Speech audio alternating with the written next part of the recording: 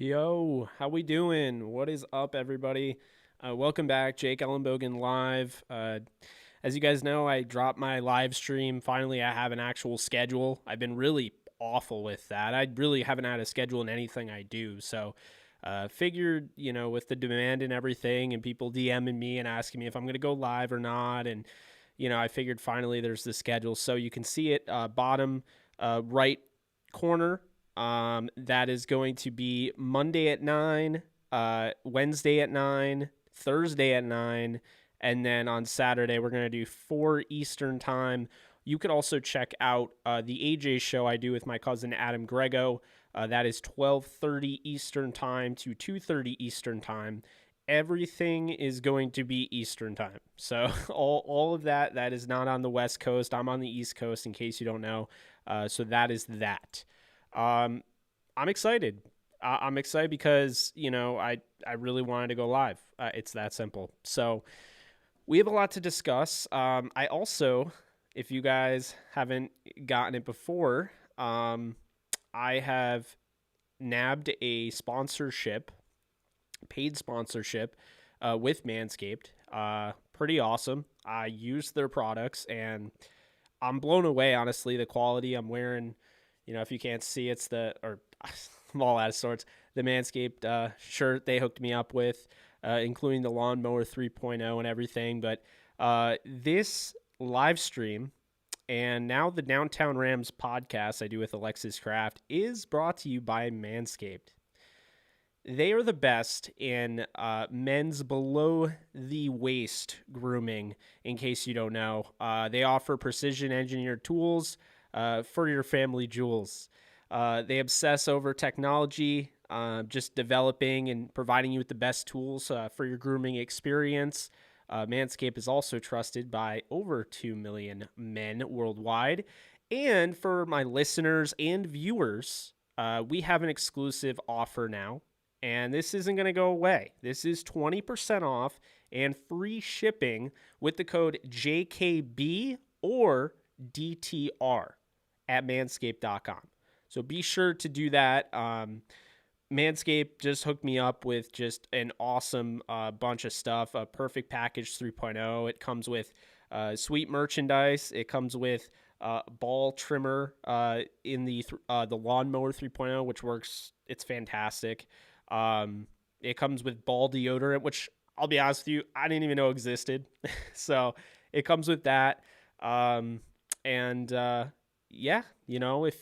if that tickles your fancy and you want your balls to thank you, then you should head on over to Manscaped after we're done, or you could do it while you're watching this and throw in JKB or DTR to get 20% off and free shipping. So that is that. That's the ad read. Haven't done a live one ever, so hopefully that wasn't horrible, and that wasn't really entirely a read. I kind of went on my own tangent there, but how are we all doing? We got that out of the way. Not out of the way. I gotta say, they are awesome.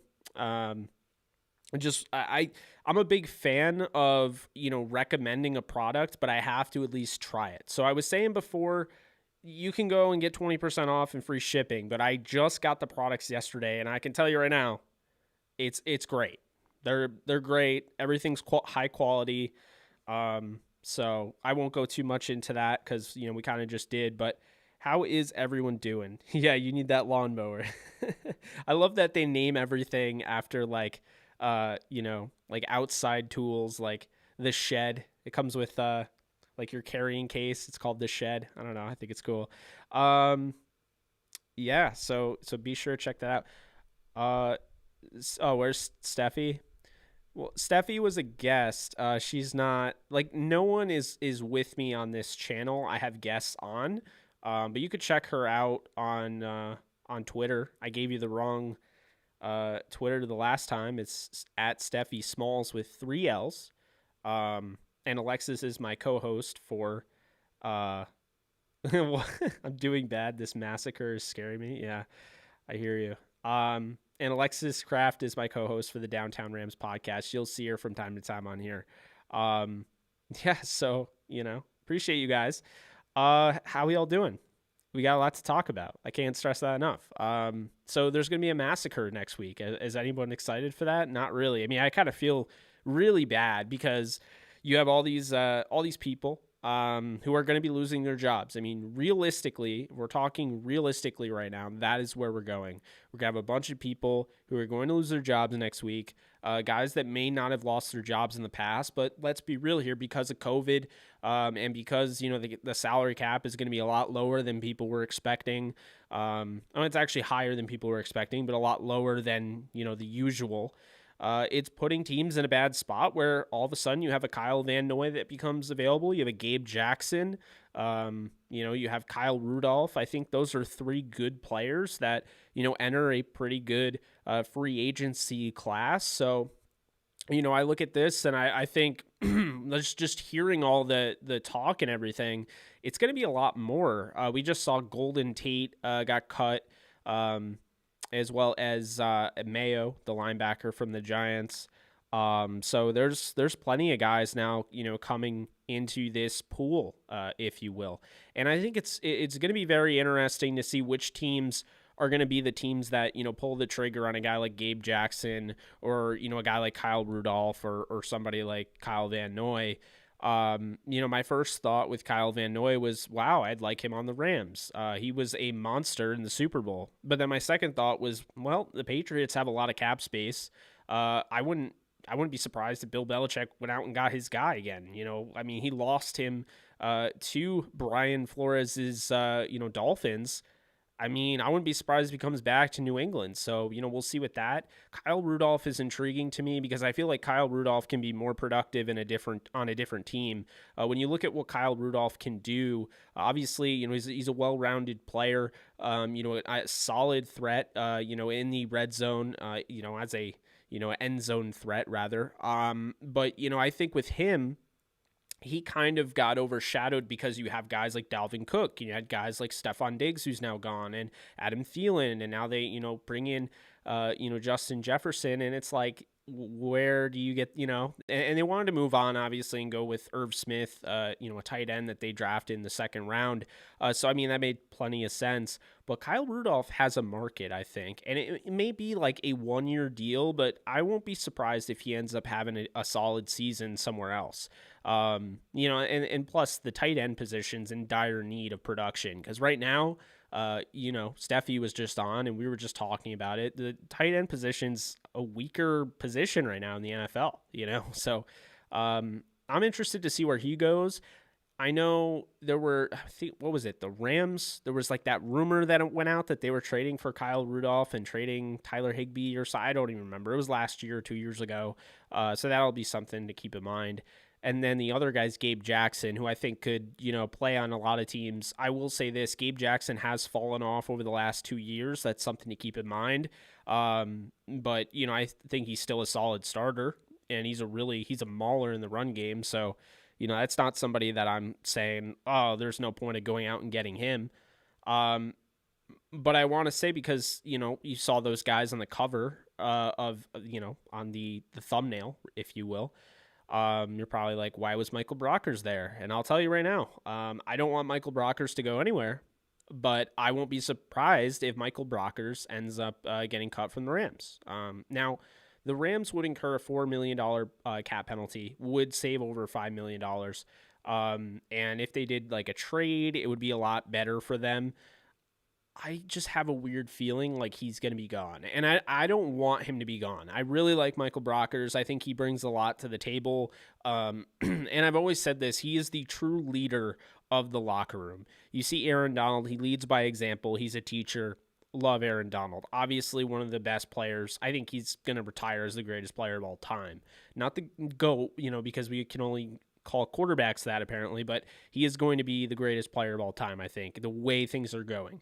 But my point is that what Michael Brockers brings as leadership is just invaluable. And that is exactly why they brought him back.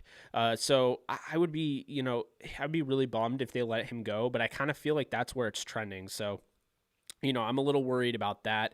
Imagine if the Rams signed Golden Tate. I call him Silver Tate. He hasn't been golden in a while. But I don't know. I don't see that happening. First off, the Jalen Ramsey thing, but secondly, I mean, if Stafford gets any of his old weapons, it's going to be Marvin Jones to me. I think Marvin Jones makes a lot of sense if he takes, a lesser deal, but we saw a contract today go down for a receiver, kind of setting the market or at least showing you, where we're at. Tyrell Williams, he signs with the Lions, 1 year, $6 million.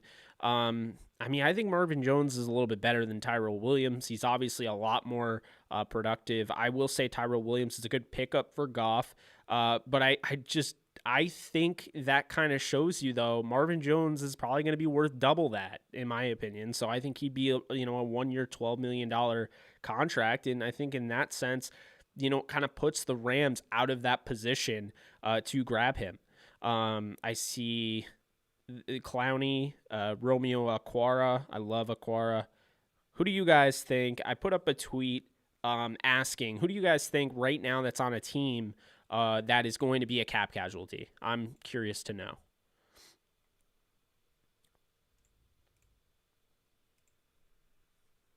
You think Whitworth should retire? He's great. He's still a top 5 tackle.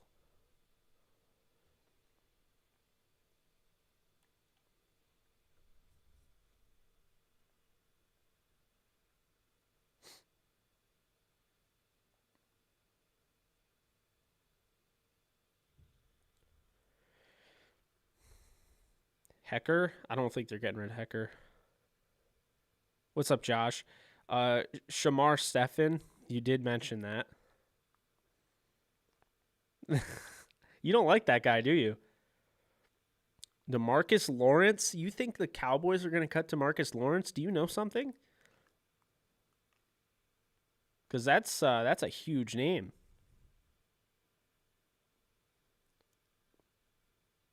Marvin Jones runs one route, a go route. So glad he's gone. I disagree on that, my man. Marvin Jones is a good route runner.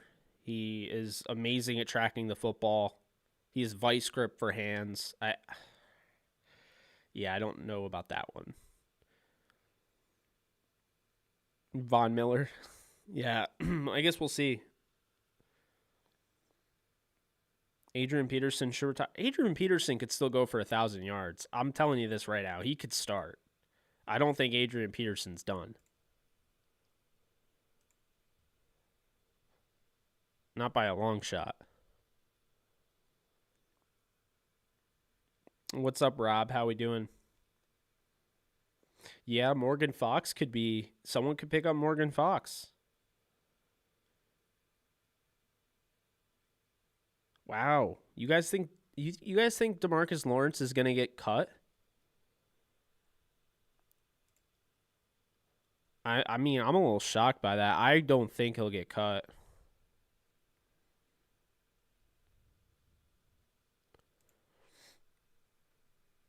AP not done. Yeah, he's not done. AP was splitting time. I mean, I'll stand by it. AP could go over 1,000 yards if given, the bell cow looks.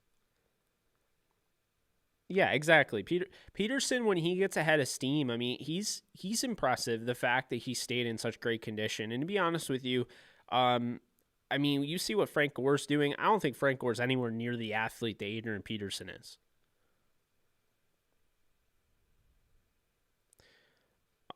Um, Henry, if the Rams restructure contracts, do they have to let go of players? Uh, like, what do you mean by that? Like, because I mean, I don't think they have to do anything. They can, if they restructure, they could get under the salary cap and have room. But I think they almost want to. I think they'd want to move on from some guys. I don't know. It feels like a new era with the Rams right now. Getting Stafford, I think things just change. Arik Armstead, I doubt he gets cut. He just got a huge deal last year.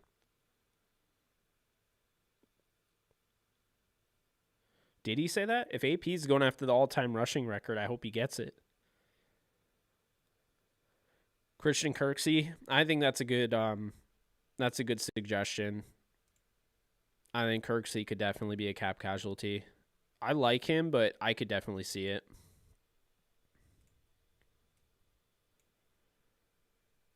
Oh, Josh Reynolds is already gone. He's a free agent.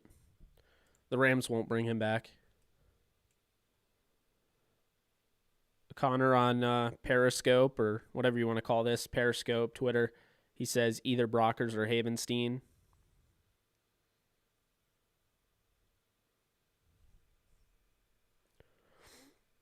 Hey, Masanori, how's it going? You should play around with the Saints salary cap, see what they could do because they are screwed. Yeah, the Saints have a lot of moves that they need to do. You think Adrian Peterson to the Seahawks? I don't know about that. I mean, I guess I wouldn't. I wouldn't mind seeing him back up. I wouldn't mind seeing him back up Saquon Barkley. To be honest with you, Melvin Gordon. That's a big name. There's a lot of big names here. All right. Well, let's go through free agency and let's just talk about it. So,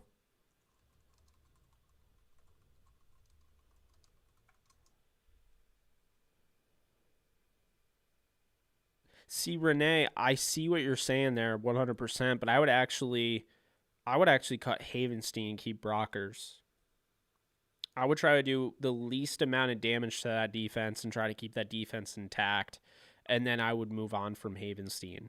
Havenstein is good. Okay, I'm not saying that he's a bad player, but my biggest problem with Havenstein is that it's about all of these, like when you watch, anytime it's a speed rusher on his side, he struggles. And the problem is the league is starting to become more and more and more athletic at that position. So you're starting to run into speed rushers every time, and I mean that's going to be hard. So yeah, I don't know. I'm not the biggest like hater of Havenstein, but I'm not the biggest fan of his moving forward, I guess, if I could say that.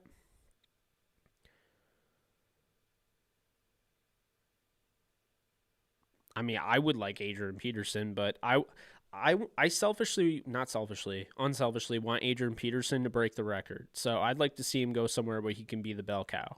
I know that's probably not realistic, but he can still play in this league. No doubt about it.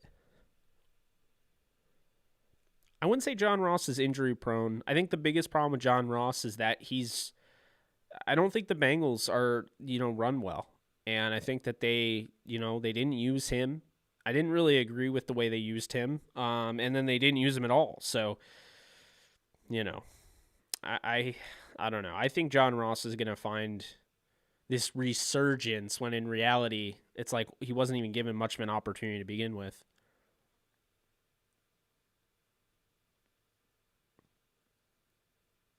I don't know, Nick. I get what you're saying. Like, you think Brockers is helped out by Donald, but Brockers, I can tell you right now, when we had Steve Weish on the podcast, he said it best. He said they love him there. They care so much about him. And I just think, what he means to the team as a leader speaks for itself. But I also think he can play. Don't let the fact that he plays next to Aaron Donald overshadow the fact he's a good football player. He's not an elite football player, but he's been good all of his career. And I think he was turning from good to very good at one point. Now I think he's good. But I wouldn't, yeah, it's hard. I wouldn't move on from him. I think they will, but I wouldn't do it.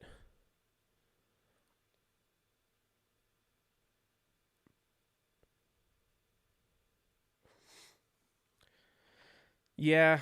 I mean, I also I wouldn't be rushing to get rid of Havenstein either cuz I think the biggest thing for the Rams is keeping the continuity. If you have the same five guys on the offensive line that you had last year, it just gives them another year basically to gel, and to have that cohesion. And I just feel like if you move any of these guys, it's going to be a little different. So, I mean, I'm all for bringing back Blythe on a cheap deal and then, drafting your center of the future. You draft bring back Blythe on a 1 year deal.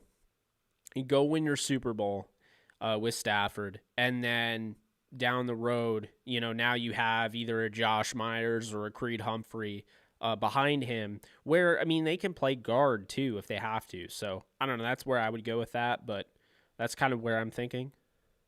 But we'll see where they go. Yeah. Why would they move on from? I mean, I wouldn't move on from Brockers, but I could see them moving on to save any bit of money. Um, I mean, I'm looking. I think Trey Turner from the Chargers is a cap casualty. I mean, I think a guy like I thought that they would move on from David Johnson, to be honest with you, but they didn't. Malik Jackson's another guy I thought would be a cap casualty, and he got restructured, so it doesn't look like they're going to move on from him. Um, I think Jimmy Graham, someone mentioned him. He's a cap casualty. I'd say, Buster Screen, also on the Bears. There's some guys here. I mean, I doubt the Bengals would do it, but I mean, Geno Atkins could be. It's going to be a really weird year. So, there are guys already I haven't met, I did mention, like, Kawan Short, I talked about earlier, like 3 lives ago, but I haven't talked about on this one. So there's going to be, a pretty open free agency pool, if you will. But I think, a guy that could get cut, Adam Humphries, Tennessee, it's going to be a tough year. You're going to have to stay above water. And I think, Jaguars could also cut Tyler Eifert, Jamison Crowder, the Jets. The Browns could trade Odell Beckham. So Marcelino asks, hey, Jake, are you doing a live stream during the draft? So Marcelino, we are. Me, Alexis Kraft, and Adam Grego right here in the studio. We are going to be doing all 3 days live draft coverage. So yes, we will be hitting you with all sorts of content regarding the draft. So don't you worry, we will be doing a live stream. I know. Yeah, I don't know if AD is going to like it, but I could really see them moving on from Brockers. Oh, I agree with you. I don't agree with it at all. Like I just see it. Like I can't get it out of my head. I feel like that is like the direction they're going in. So did Van Noy, and he got cut, so I don't know that stopping a team. Yeah, Connor, I hear you there. I think Van Noy's a really good player. Personally, I'm a fan of his. So I mean, looking because free agency's coming up. So I mean, just like looking real quick, with the quarterbacks, you can imagine Dak is gonna get paid or traded or what have you. Tagged maybe. Thanks, Masanori. Appreciate you hitting me with that. So assuming obviously the obvious with Dak. Then you have Jacoby Brissett. Where do you guys feel like Jacoby Brissett goes? Where do you guys feel like Trubisky goes? Fitzpatrick? Because I think those are the next 3, best options, so to speak. Not including Jameis Winston, who I think is now in a weird predicament here because Jameis Winston, keep this in mind, folks, Jameis Winston.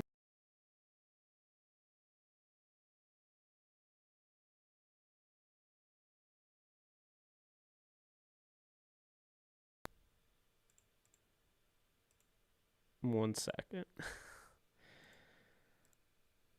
All right. So, yeah, sorry about that. Everyone was expecting him to be that, like, the next man up for the Saints. And now it seems like Breeze might come back. So, if he comes back, Winston's not going to be the guy. I mean, you would think.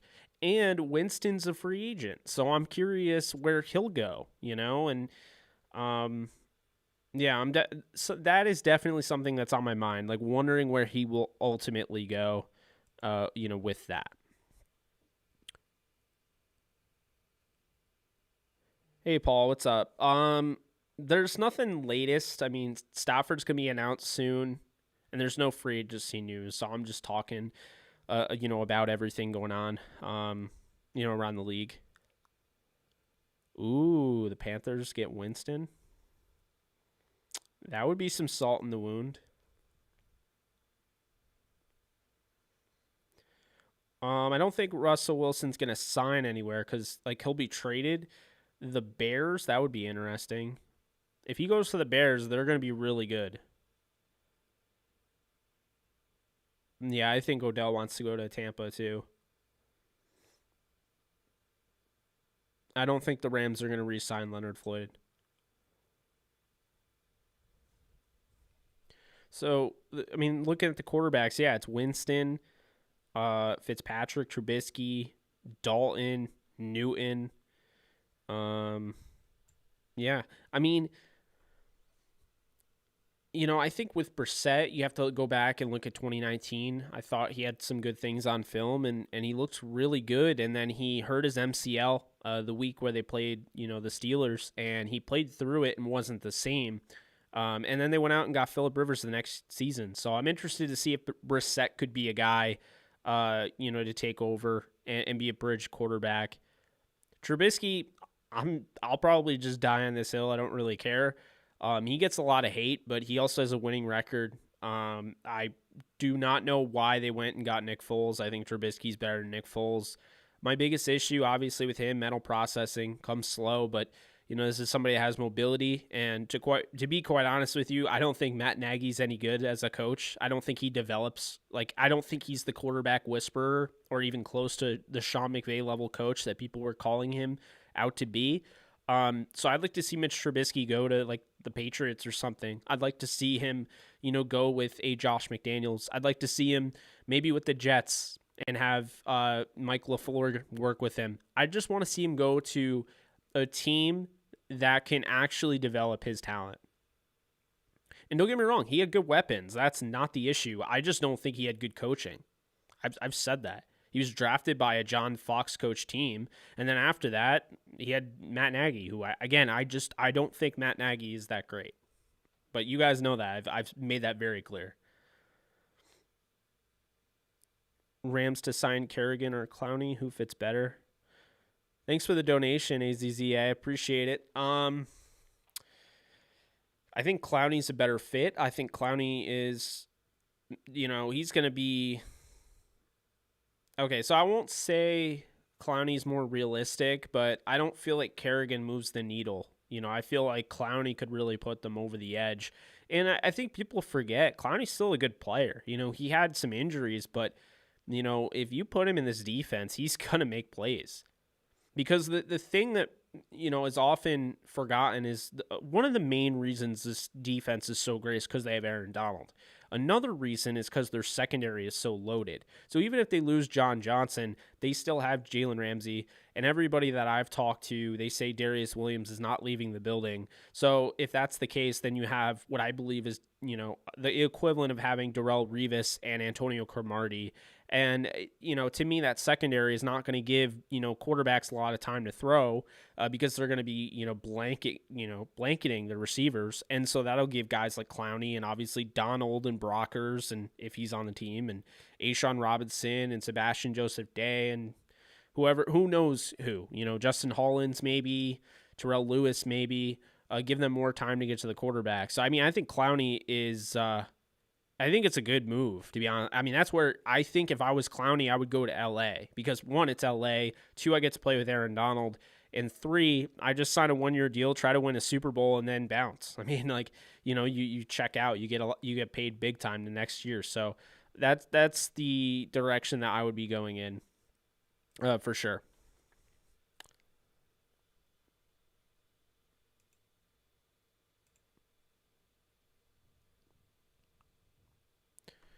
Ooh, Winston on the Washington football team, Jay Bro asks. That would be interesting. I wouldn't be against that.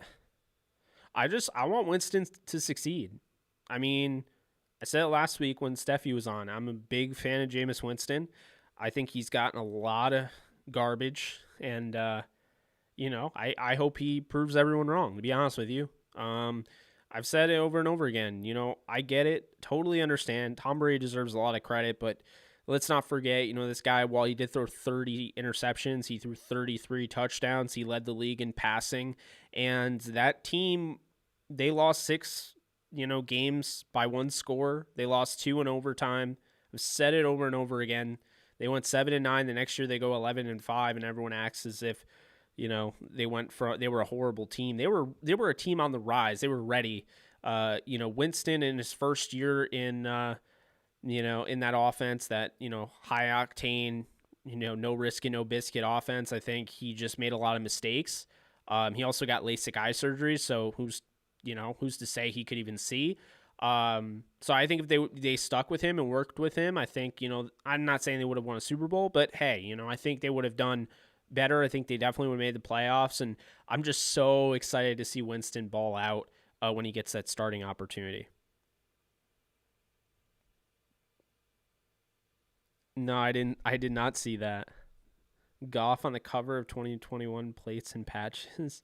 What? Um, Alex Smith. I don't think Alex Smith is a starter in today's climate in the NFL. Uh, so I mean, he could go anywhere. I mean, I think backing up Tom Brady would be interesting. Going back to the 49ers would be interesting. I mean, man, he would have an opportunity to maybe start over Jimmy Garoppolo.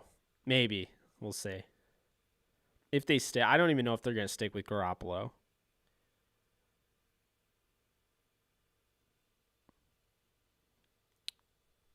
How we doing over on Twitter? I'm trying to follow along here. I have Twitter on this screen, and then I have YouTube on this. Well, I don't have YouTube up. I have Streamlabs. So I'm trying to follow along with comments. I don't get anywhere near as many comments on Twitter, so I try to keep up with the ones that I do get. The Taylor Heineke era starts. Does it now? Do you think Justin Jefferson might be released? Absolutely not. Justin Jefferson is there to stay in Minnesota.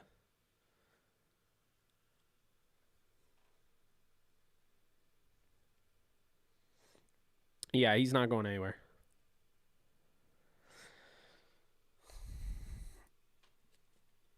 Unless he does something off the field that's like inconceivable.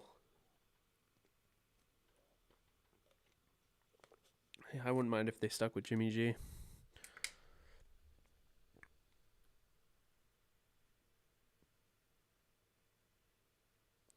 Are you enjoying Seahawks? What's up, Dax? Are you enjoying Seahawks fans actively trying to get rid of the best player they've ever had? Yes, I am actually. Um, Imagine just sitting there and thinking Russell Wilson is the reason our team isn't winning Super Bowls. Ay ay ay. That is something else.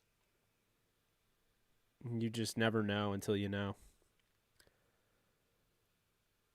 I don't think the Bills would have any reason to release Dawson Knox. From what I remember, Tyler Kroft is a free agent, and Dawson Knox is, he's my second tight end in that draft. Out of Ole Miss, I wouldn't release him. I like him. He just can't stay healthy. Hopefully that changes. But Jake, do you think the Rams will be interested in Marvin Jones or Galladay to the Rams? I do not think Galladay is an option, but Marvin Jones, I think is maybe an option. I think he's going to get $12 million, so he probably won't go to the Rams. But yeah, right, Dax. That's funny. So when you think Stafford merch will go live? I'm assuming after they announce it because they're going to make a lot of money off it.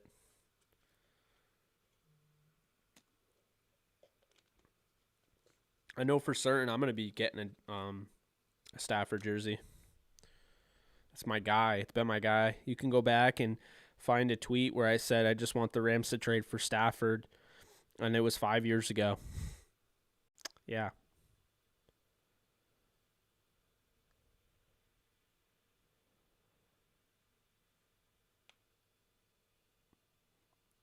What's up, Jordan?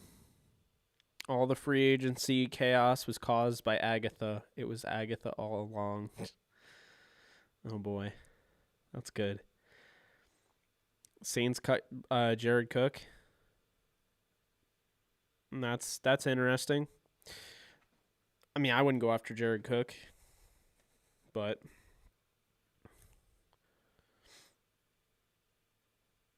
I don't know if I feel like it's weird. Like I feel like there's there's something there with Russell Wilson. Like I feel like that's legit, but like I also have a hard time to believe that he's actually gonna get cut, like or get traded, not cut. So I find that really hard to believe. What's up, Johnny? What do you think about LSU linebacker Jabril Cox, and do you think the Rams would pick him at 57?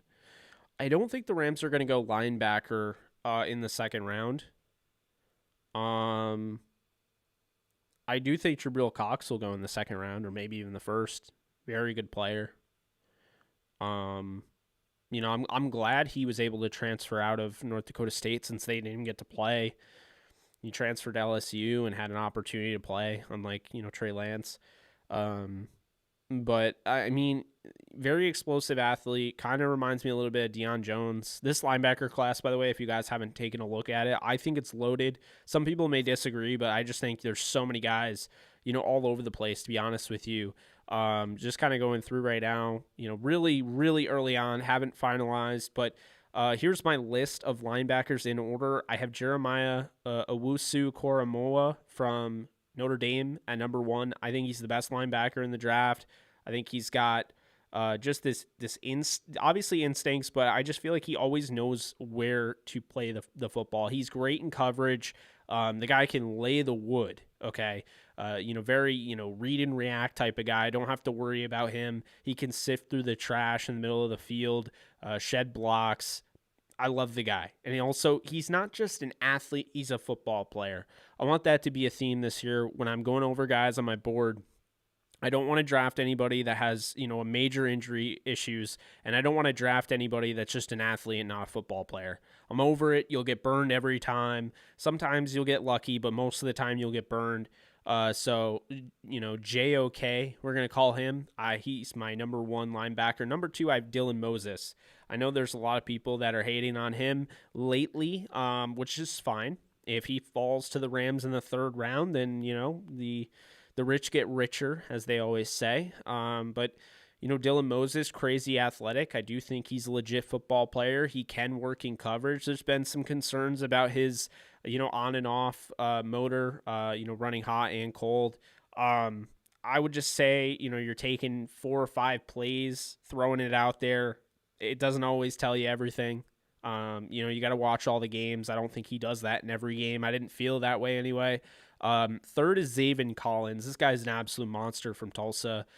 Just feel like, he's somebody that can literally rip through, the backfield and always seems to, just go right through his assignment. And I mean, he's a nasty. I love his sudden urgency of the football, reads and reacts. Another guy that reads and reacts very quick, Nick Bolton from Missouri. He's my 4th linebacker. Very impressive, player with him. Those top 4 guys to me, I'm gonna have probably 1st round grades on. Nick Bolton is a very talented, linebacker. A little shorter, but a little smaller, but he's a rocket. Cameron McGrone. I think he takes some great angles. He's somebody, I think he's very well disciplined. Love watching his film at Michigan, and he's somebody as well that can really attack the backfield. Jamin Davis from Kentucky comes in at number 6. To me, Davis reminds me, and this is very cliche, but he reminds me of Zach Cunningham. Very like he's the slender man, but he's like tall, 6'4" frame, but he's around the ball all the time. This is somebody that can cover. This is somebody that can obviously, penetrate the backfield, sift through the trash, go sideline to sideline. He's just always around the football. And, it's always like that's the guy where, the tip drill goes to him. He's just always in a good position. Love the way he moves laterally, and I think he can definitely, make an impact at the next level.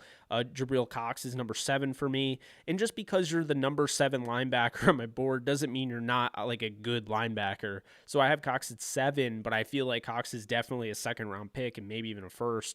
Chaz Surratt, fairly intriguing to me. Not as explosive as the others, in my opinion, but I think he's, very clean, sound, and doesn't make too many mistakes. Solid tackler. Baron Browning's another guy I like at 9. And Pete Werner, so far I've watched 10 linebackers in depth, and Pete Werner came out to be my lowest graded. Wasn't truly a huge fan of him. I feel like there's some, hesitancy in his game. Isn't kind of a read and react guy, in my opinion. I feel like he struggles in coverage. So that is how that graded out. I still have plenty other linebackers to go as far as in depth. But that's my, linebacker group so far. If you're wondering where Micah Parsons is, I don't think Micah Parsons is bad. I have Micah Parsons as an edge defender, and I feel like Micah Parsons, his best trait is rushing the passer. I know some people think that he's great in coverage, but I will honestly, just as nice as I can put this, because I had this on Twitter, you're probably thinking of Jeremiah Owusu Koramoah, because I don't think he's that great in coverage at all. I think that's where Micah Parsons struggles. This is somebody that I do feel like there's some hesitancy in his game, struggles to read the backfield, doesn't, he doesn't have that just go, he doesn't take off and launch himself the way the other guys do. And so I feel like just having him on the edge, allowing him to set the edge, because he's a great run defender, great tackler. I feel like when he's going side to side, so sideline to sideline, he could do it. When he has to, basically penetrate the backfield, penetrate the B gap, I don't feel like that's his best thing. So as a pass rusher, I love him, but as a linebacker, I don't. And I'm not saying he wouldn't go in the first or second if he was a linebacker, but I'm saying if you want to maximize this guy's skill set, you want him to rush off the edge, in my opinion. So I like Micah Parsons a lot, but to me, he's an edge defender. I haven't seen Monty Rice yet. I've heard good things about him, so I'll keep you up to date on that. We're going to do a video, not like now, but down the road. I'm going to do a top 10. I might just do all the rankings. But we'll put the top 10 as like the priority, and we'll do a video for each position group. So I'll do top 10 quarterbacks in this draft, top 10 running backs, and so forth.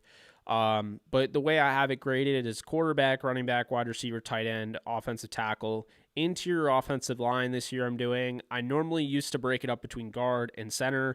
I decided to just do interior offensive line, edge, linebacker, cornerback, safety. That's how I'm doing it this year. I've just changed it up a little bit. Not too different, but that is going to be the way I grade players this year. Let's see. Zaven Collins is number 1 linebacker on my board. Yeah, Zaven Collins is fun. He's definitely fun. This linebacker group's fun, man. I gotta tell you. I mean, the 10 guys that I watched, I think 7 of them will go in the second round. At least 7 of them, at least in the second round, they'll go in the first round or second round. Chaz Surratt to me is a late second, early third. Baron Browning, late, early third, mid third, and then Pete Werner's like a late third, mid fourth. I'm not as high on him personally, but it doesn't mean he's a bad player. I just don't think he's on that same level as the Nick Boltons and the Cameron McGrones and the Jamin Davises of the world. So that's my thoughts on that. Let's see here. Who said Dwayne Eskridge? Yeah, Dwayne Eskridge is a stud. They could cut Jake McQuaid. I don't know where they're going with that. Yeah, Kaiser isn't the best in coverage. I'm not the biggest fan of Micah Kaiser, to be honest with you. I feel like the best ability is availability. I don't feel that way. That is the best ability. It doesn't matter if you are, a can't-miss prospect. It doesn't matter if you're a superstar or anything like that. If you can never get on the field, if you're always hurt, no one cares. So, I've had some issues. I said it coming out. I was a fan of his, but I had issues with his durability. And he actually told me that, I was wrong with that, and he played with a knee brace or whatever. I have no issue with Micah Kaiser as a person or anything like that. I'm just telling you, I think it's a concern. And when you play 16 games, now it could be 17 games, a year, you're looking at that and you're thinking, well, I kind of need my linebacker for those games. So Troy Reeder is obviously jumping up and down because He's had the opportunity, and I think he's done a nice job. I think the Rams could afford to go out and get another linebacker, though, and maybe even two. And this is a draft where I think if the Rams have an opportunity in the third round and pull the trigger, they should. I think linebacker, I know they don't value the way that other teams do, but I don't really care. When you look at what the Falcons have, with a guy like a Deion Jones, that really changes the game. I'm hoping, here's what I'm hoping. It's a copycat league. Look at how Tampa won those games. Look at how their defense just evolved. Having a guy like Devin White and a guy like Levante David, having those two guys, hopefully the league copies and starts to actually value linebackers the way they deserve to be valued. I just don't really get the whole linebackers don't matter. It's only corners and all that.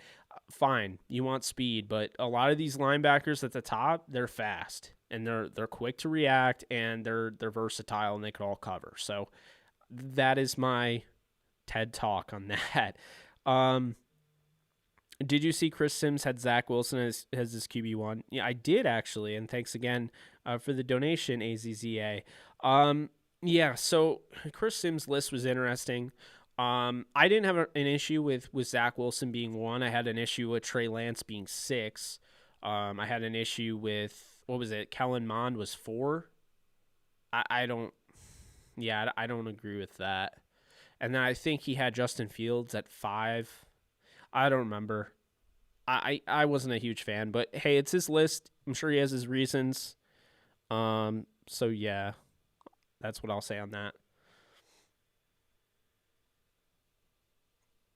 I'm sorry. I'm not trying to ignore you guys on Twitter. Let's see here. Okay, we got a lot. So Dax asks, who do you think will lead the NFC West in passing next year? 100%, I think it's going to be Matt Stafford. Jordan Hughes, thoughts on when the third uniform will be released? What colors are you thinking? Black, yellow, white? I think it's going to be a black uniform. I'm not putting money on that, but I think it's going to be a black uniform. Black, like an LA Knights, like if you know the Lakers and their LA Knights look, and I think it's now called the Mamba look. I think it's going to be like a black uniform. They might change the helmet, like where this is black and then they have, the yellow, but I don't know. I do think it's going to be a black uniform though. And if not, then I think it's going to be a sole. So it'll be all yellow, which is what I want more than anything. But also keep this in mind though. I have no idea when that's going to happen. That'll probably get announced after the draft, I would imagine. I'll say May. You'll see a new uniform announced in May. I would pretty much guarantee that. Thoughts on who can play center if we don't sign Blythe, either free agency or draft? Yeah. So, Vargaloso. I think that's Jesse Vargas. I can't tell. You guys have different names on Periscope, but anyway, yeah. So if they don't sign Blythe, Corbett could play center if they had to.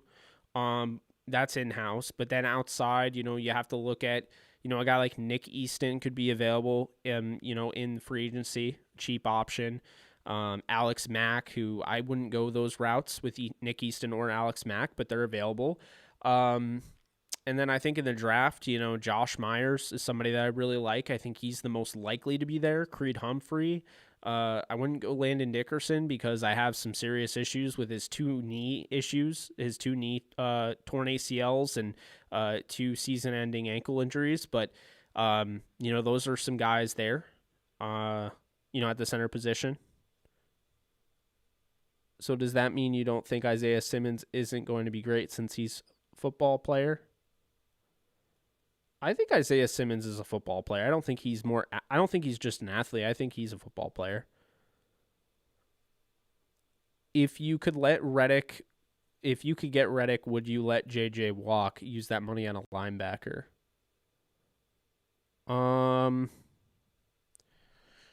That's a good question.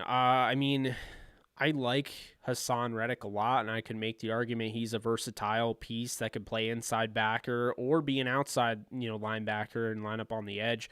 That is an interesting one. If they're the same price, I would consider that more than people would think.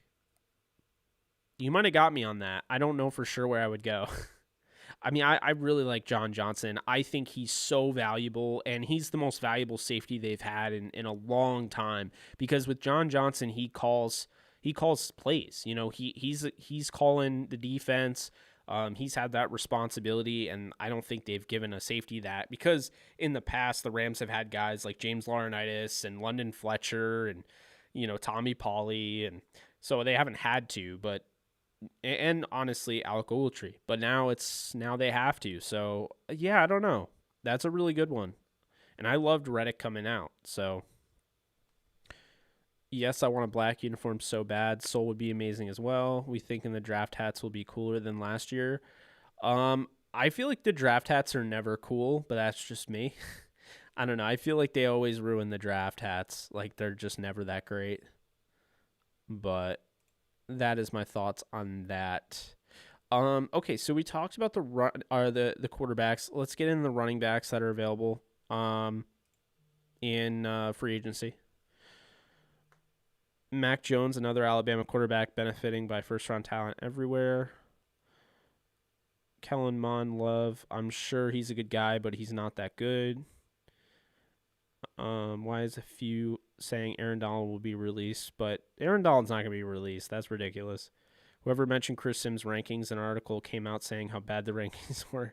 Do you think someone is going to break the 40 record? Good question. I do not know, but they're not going to do it this year because there's no combine, which is depressing. Let's see here. You want the black uniforms? Yeah, I do too.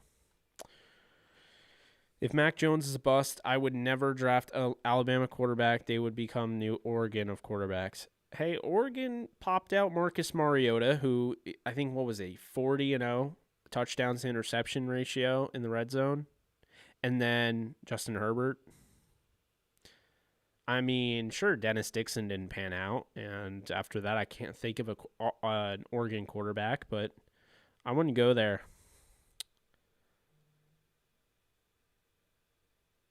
Yeah, thanks, Dabney. Appreciate that. Okay, so let's look at we're on running backs now. Let's take a look. So we have Kenyon Drake, who's available. Interesting to see where he'll go. Does Arizona tag him again? I think they used the transition tag last year. That'll be interesting. And where would he go? Todd Gurley, Duke Johnson just got cut by Houston. Mark Ingram's available at 32 years old. Tevin Coleman, James White, Matt Breida, Mike Davis, Carlos Hyde, Leonard Fournette. So there's a lot of guys here. Jerick McKinnon.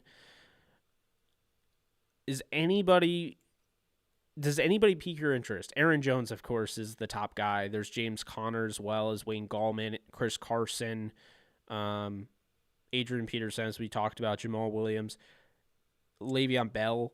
Does anybody like that pique your interest out of you guys? Because, like, for me, if I need a running back, like Aaron Jones, this might be the year to go after an Aaron Jones, because I think he's going to be on the cheap. Not on the cheap, but like he'll be cheaper. Like in other years when there was a lot of cap space, he would be able to get like 4 years, let's say 50 million, 4 years, 54 million maybe. Now I don't see it. James Conner could be an interesting one. I mean, I think if I could go for anybody, it would be Chris Carson, to be honest with you. I don't need to spend a ton on a running back. If I need a running back, I would go with Chris Carson and then draft one. That's how I would do that. I definitely do not want Jared Cook back. Nuh-uh. I don't need Jared Cook taking snaps over my guy Bryson Hopkins. Personally, that's just me. All right.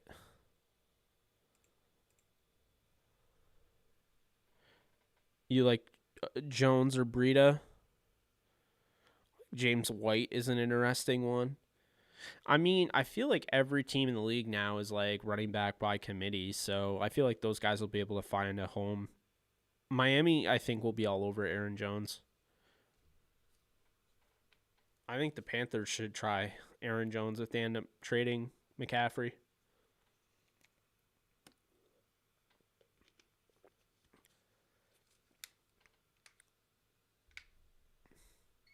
You think Breed is made out of glass? That's funny. Oh, I will rant if the Rams pick up Jared Cook. I will rant. If the Rams pick up Jared Cook, who basically got Austin Davis like fired from his starting job,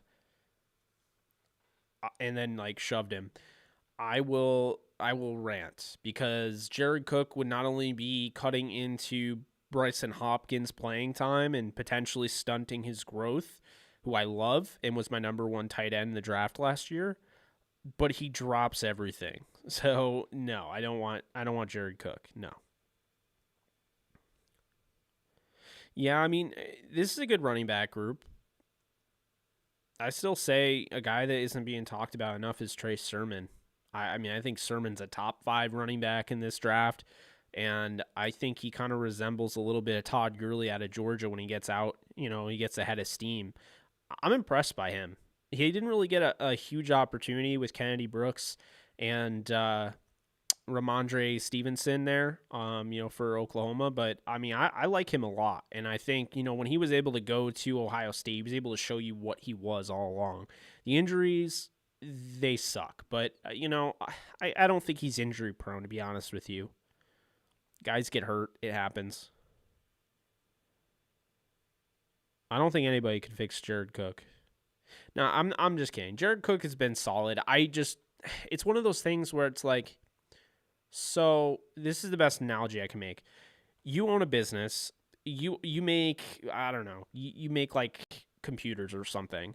And at your office, this guy ends up, he like storms out or something and like shoves an employee and just leaves on a bad note. And, honestly, he wasn't the best employee. Like, he had potential, but he made a lot of mistakes. And then you see him, and he's on LinkedIn, bragging about how good he is. And now, you have his new employer is talking about how they promoted him on LinkedIn. And so you're seeing this guy succeeding, a guy that was working at your office, and a guy that wasn't ever, reaching the potential you thought he had. I don't think you go back to that guy and say, yeah, come on back over. Everything's cool. You didn't reach your potential. Oh, and by the way, you pushed one of our workers on the way out. Like, I don't know about that. So, I'm talking about Jared Cook and not Michael Thomas. I would take Michael Thomas in a heartbeat. I don't care how much he complains. I mean, he is a phenomenal receiver. That doesn't mean I don't think he's soft, but I'd love Marvin Jones. I just don't know how the Rams are going to be able to get Marvin Jones. I don't see it.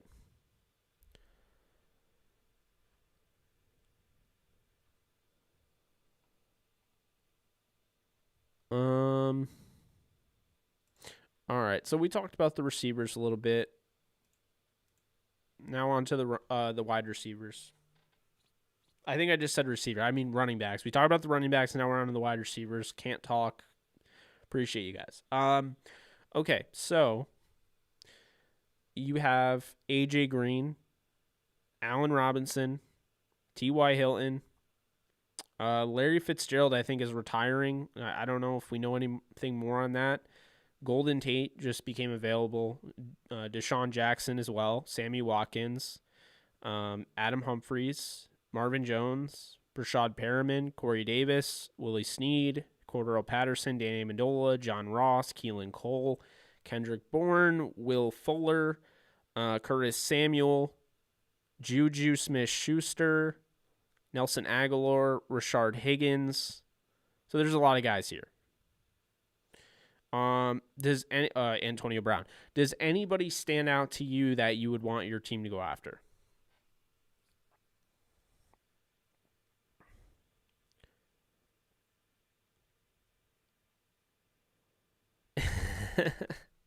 I'm not the best. I'm pretty good with analogies. I'm not the best on the spot, so hear me out there.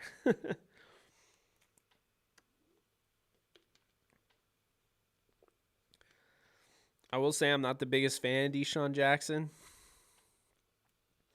Um, I just don't think he can ever stay healthy. It's that simple. He's like never healthy. We're no Chantry. We're done talking about Jared Cook. Stop it. We're done. It's over. Rams have an avenue for Galladay. Trey Davis, tell me what you know about that. They're not getting Galladay. I'd like him, but they're not getting him.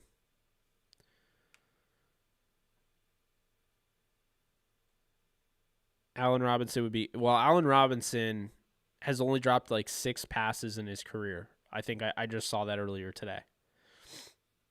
So he's going to be asking for a ton of money. I also forgot to mention Chris Godwin, who's a free agent, and he would be one of my top options. I'd say Allen Robinson, Chris Godwin are the two best options. And I do think that, you have guys like, obviously Galladay, but I think like people are sleeping on Corey Davis and Curtis Samuel. Samuel could really be a monster because here's the thing. Samuel's 25 years old. And he can really do it all. He can line up in the backfield. He can play on the outside. He is honestly very similar to what Jalen Waddle brings to the table. Waddle is a way better receiver, I think, and he's a way better prospect. But it's similar, and like Waddle can help you in the backfield. He can do a lot of the things that somebody like Tyreek Hill does. So, Curtis Samuel, man, if you get him in an offense that's run by like a legit offensive coordinator, like a good offensive coordinator, I'm down. I'd like to see it as a football fan. I'd be excited. Juju Smith-Schuster, I think, is a good player, but I just, as far as the Rams, I mean, you have to keep in mind they don't have right now. They're 28 million or something over the salary cap, so they don't have the money to go out and get those guys as of right now. But I'm just saying, like, teams around the league, it'll be interesting for sure. I mean, I think there's a lot of really good players in this class, and I think there's going to be a lot of players that have to take, a 1-year deal. As Steffi mentioned last week, 1996.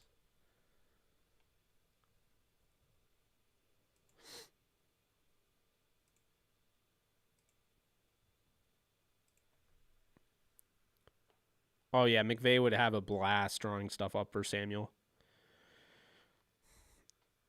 Chantry, I couldn't tell you why JJ went to the Cardinals because, to be honest with you, it has to just... I feel like it has to do with just money at this point. Like, there's not really a reason to go to the Cardinals as a guy like JJ Watt. If you're trying to win a Super Bowl, I don't feel like they're there yet. I like them, and I like what they're building, but, like, I don't know. I mean, I'm not a big fan of Steve Keim. And we won't talk about his off the field stuff or out of the office stuff, if you will. You can Google that yourself because I'm not trying to just slander people left and right. But I just don't think Steve Keim's the best general manager. And this type of usage of these, the draft picks, going out and getting a Zach Allen from Boston College in the 3rd round or what have you, and then going out and getting J.J. Watt and signing him for 2 years, over $30 million. I don't get it because they're not one player away, so they have some holes to fill. The secondary is depleted. They're going to lose Hassan Reddick. They're probably going to lose, what's his face? The pass rusher from Missouri that I love. I can't even remember his name. Yeah. They're going to lose a lot of guys because they made this decision. I don't really know what they were thinking. I think they just, JJ Watt wanted a payday. I don't have any issue with him going there, for that reason. But the Cardinals, I thought it was a little, I don't know. I'd say it was a little, what's the word I'm looking for? Irresponsible. I mean, I know that sounds harsh, but they're not right around the corner of winning a Super Bowl. So, yeah, I would say irresponsible.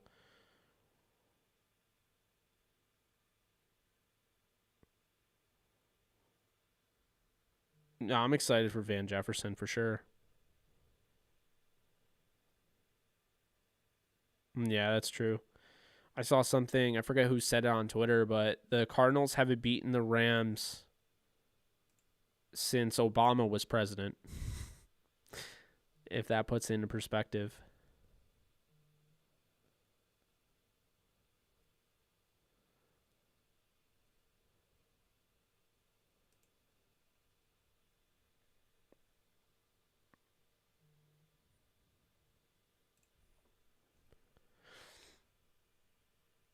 What about Kyle Van Noy? You want him to be a Ram?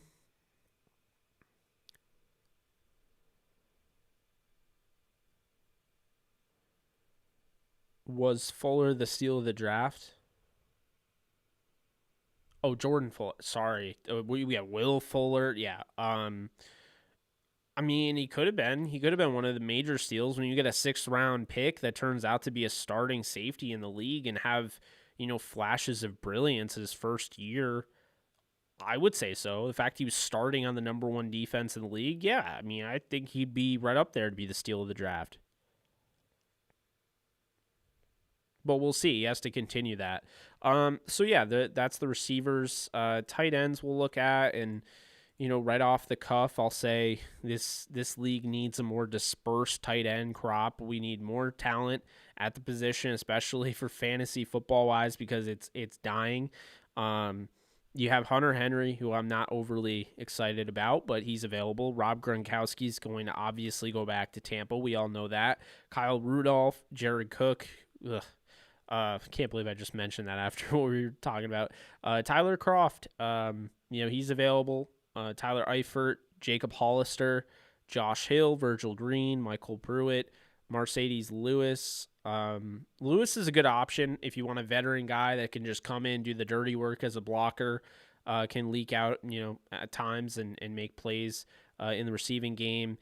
Gerald Everett, he's the guy that would be there. I don't think the Rams bring him back, and I think there's a team that, if you look like the Jacksonville Jaguars having all that cap space, maybe they bring in Gerald Everett and see what they can do with him. Then you have Jordan Reed, Trey Burton, Jeff Swam. He actually missed the entire season. He played 10 games. He had a season-ending injury, was my point. Dan Arnold. Yeah, I mean, it's not a great crop of talent, so to speak. Daryl Daniels had an interesting year as well with Arizona. So Daniels and Arnold are both free agents. And then I forgot to mention Jonnu Smith, who he has had a hard time staying healthy, but, Jonnu Smith can play. So those are your tight ends. Do any of you guys want any of these tight ends, for your favorite team? Because to me, I would say, looking at this group, well, I also did see that Delaney Walker wants to come back. So I think Delaney Walker would interest me for the Rams. But aside from that, I'm not overly excited for this crop of tight ends. I mean, yeah, I wouldn't be surprised if you see Eric Ebron added to this list at some point, but Jonnu Smith had 8 touchdowns. He played 15 games. I don't feel like he was really healthy at all last year, but yeah, I mean, I guess Gerald Everett's upside, if you're a team other than the Rams, you want to take a chance on him, that would make sense at 27 years old. But Jonnu Smith is 26, had 8 touchdowns. He's somebody that they really liked, and I don't know if Tennessee brings him back, but Arizona would be a good fit if they can afford him. They need a tight end. But I think Jonnu's going to be expensive. So I don't know. I think really Jonnu Smith is the only one that really stands out to me. I also think Kyle Rudolph could be an interesting one. Kyle Rudolph is 32, which I didn't realize he's getting up there in age, but I think he could go and make something happen somewhere else and get more opportunities. Maybe it's Arizona. Who knows? O'Shaughnessy is another guy. Burton. I mentioned Burton, but I like I said, the tight ends I just don't think are that great in this class. I would probably say Jonnu, and I'm really interested in Delaney Walker and seeing how he progresses. Okay, so we'll move on here. And we're going to go right over to the offensive line, and we're going to start with offensive tackles. Yeah, don't spam the chat, especially not Jared Cook. Sheesh. Yeah, you need to stop that. If the Rams ever signed Jared Cook for $16 million a year, I'd jump out of that window. Okay, um so here it is. You have Trent Williams, you have Russell Okung, you have Alejandro Villanueva, Ricky Wagner, Ty Nsekhe, Jason Peters, Cameron Fleming, Matt Filer, Cameron Irving, Joe Haig, Cedric Abui, Cam Robinson, Daryl Williams, Taylor Moton, Kelvin Beachum, Tyson Braylo. There is not a ton of talent on this. Yeah, to be honest with you, I probably wouldn't look this route unless you want a guy like Taylor Moton and you're willing to pay. Unless you want a guy like Trent Williams. Trent Williams is 33, but he's going to get paid. So we'll see where he goes. The 49ers, I don't know if they're ready to let him go, to be honest with you. Very good tackle. Alejandro Villanueva has fallen off, and Pitt has a lot of guys to pay. Cam Robinson, 26-year-old left tackle for the Jaguars. He's probably going to get paid. Daryl Williams from Buffalo, and Taylor Moton. Market value-wise, Taylor Moton, that'll be interesting to see how much he's worth. I don't know. Do you guys like any of those players? They're having Moton at a market value of 14.7 calculated. It's a lot of money. Let's see what Trent Silverback Williams' market value. That's 18.2. 3 years, $54 million. I'm not saying he's not worth that because he's very talented, but that's a lot of money.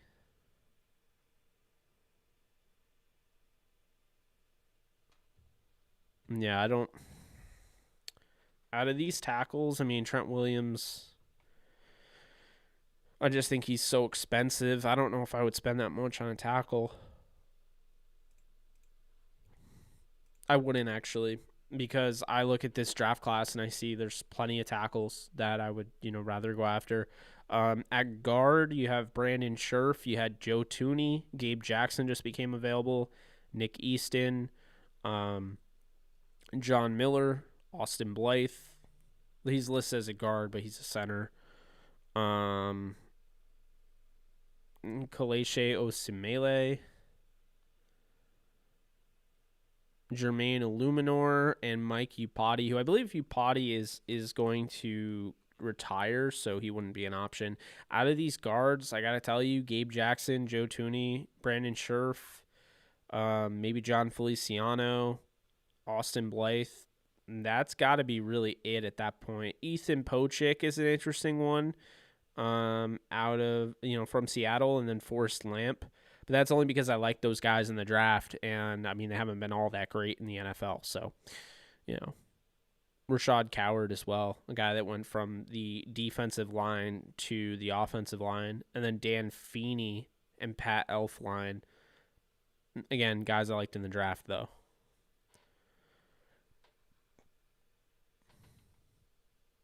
So then center, we have Nick Martin. That is an interesting, availability there. I think he's a solid addition. 28 years old. Alex Mack, Corey Linsley, David Andrews, Austin Ryder, Matt Skura, Ted Karras. There's some guys here. I don't think it's anybody that I'd go nuts over, but because, I mean, here's the thing. I like Linsley, but he's already 30 and he's going to cost money. I like David Edwards, but he's 29 and he's going to be expensive. Ted Karras is going to be expensive. I don't think any of these guys are, a huge upgrade over a guy like Austin Blythe, so I would probably pass, but that's just me. I don't know if you guys would be interested in any of the guards. Moving over to the defensive line.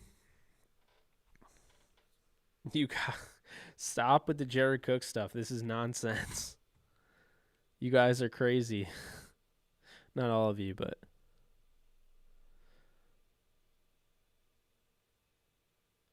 Thomas Davis just retired. Interesting. Rams go for Rudolph. So many names out there, a lot coming from the Rams. Got to also think about in 2 years when Andrew retires. It's true. Okay, so defensive line. We know J.J. Watt was signed. Leonard Williams. I still can't believe the Jets let this guy go. But anyway, Leonard Williams. Kawan Short just became an option. Jarrell Casey, Jadeveon Clowney, Justin Houston, Yannick Ngakoue, Ryan Kerrigan, Tyrone Crawford, Henry Anderson was cut today by the Jets, Ndamukong Suh, Trent Murphy, Solomon Thomas, Daquan Jones, Stephen Weatherly, Alex Okafor, Danico Autry, Everson Griffin, Bruce Irvin, Alan Bailey, Jonathan Hankins, Romeo Aquara, Lawrence Guy, Avery Jones, Corey Peters, Roy Robertson Harris, Adam Butler, Shelby Harris, Sheldon Rankins, Benson Mayowa, Derek Wolfe, Tyson Alu, Charles Harris, Steve McClendon, Takaris McKinley, Kerry Hyder, Rakeem Nunez Roches, Damian Square, John Simon, Ronald Blair. Okay, so there's a lot of guys here, a ton of guys here.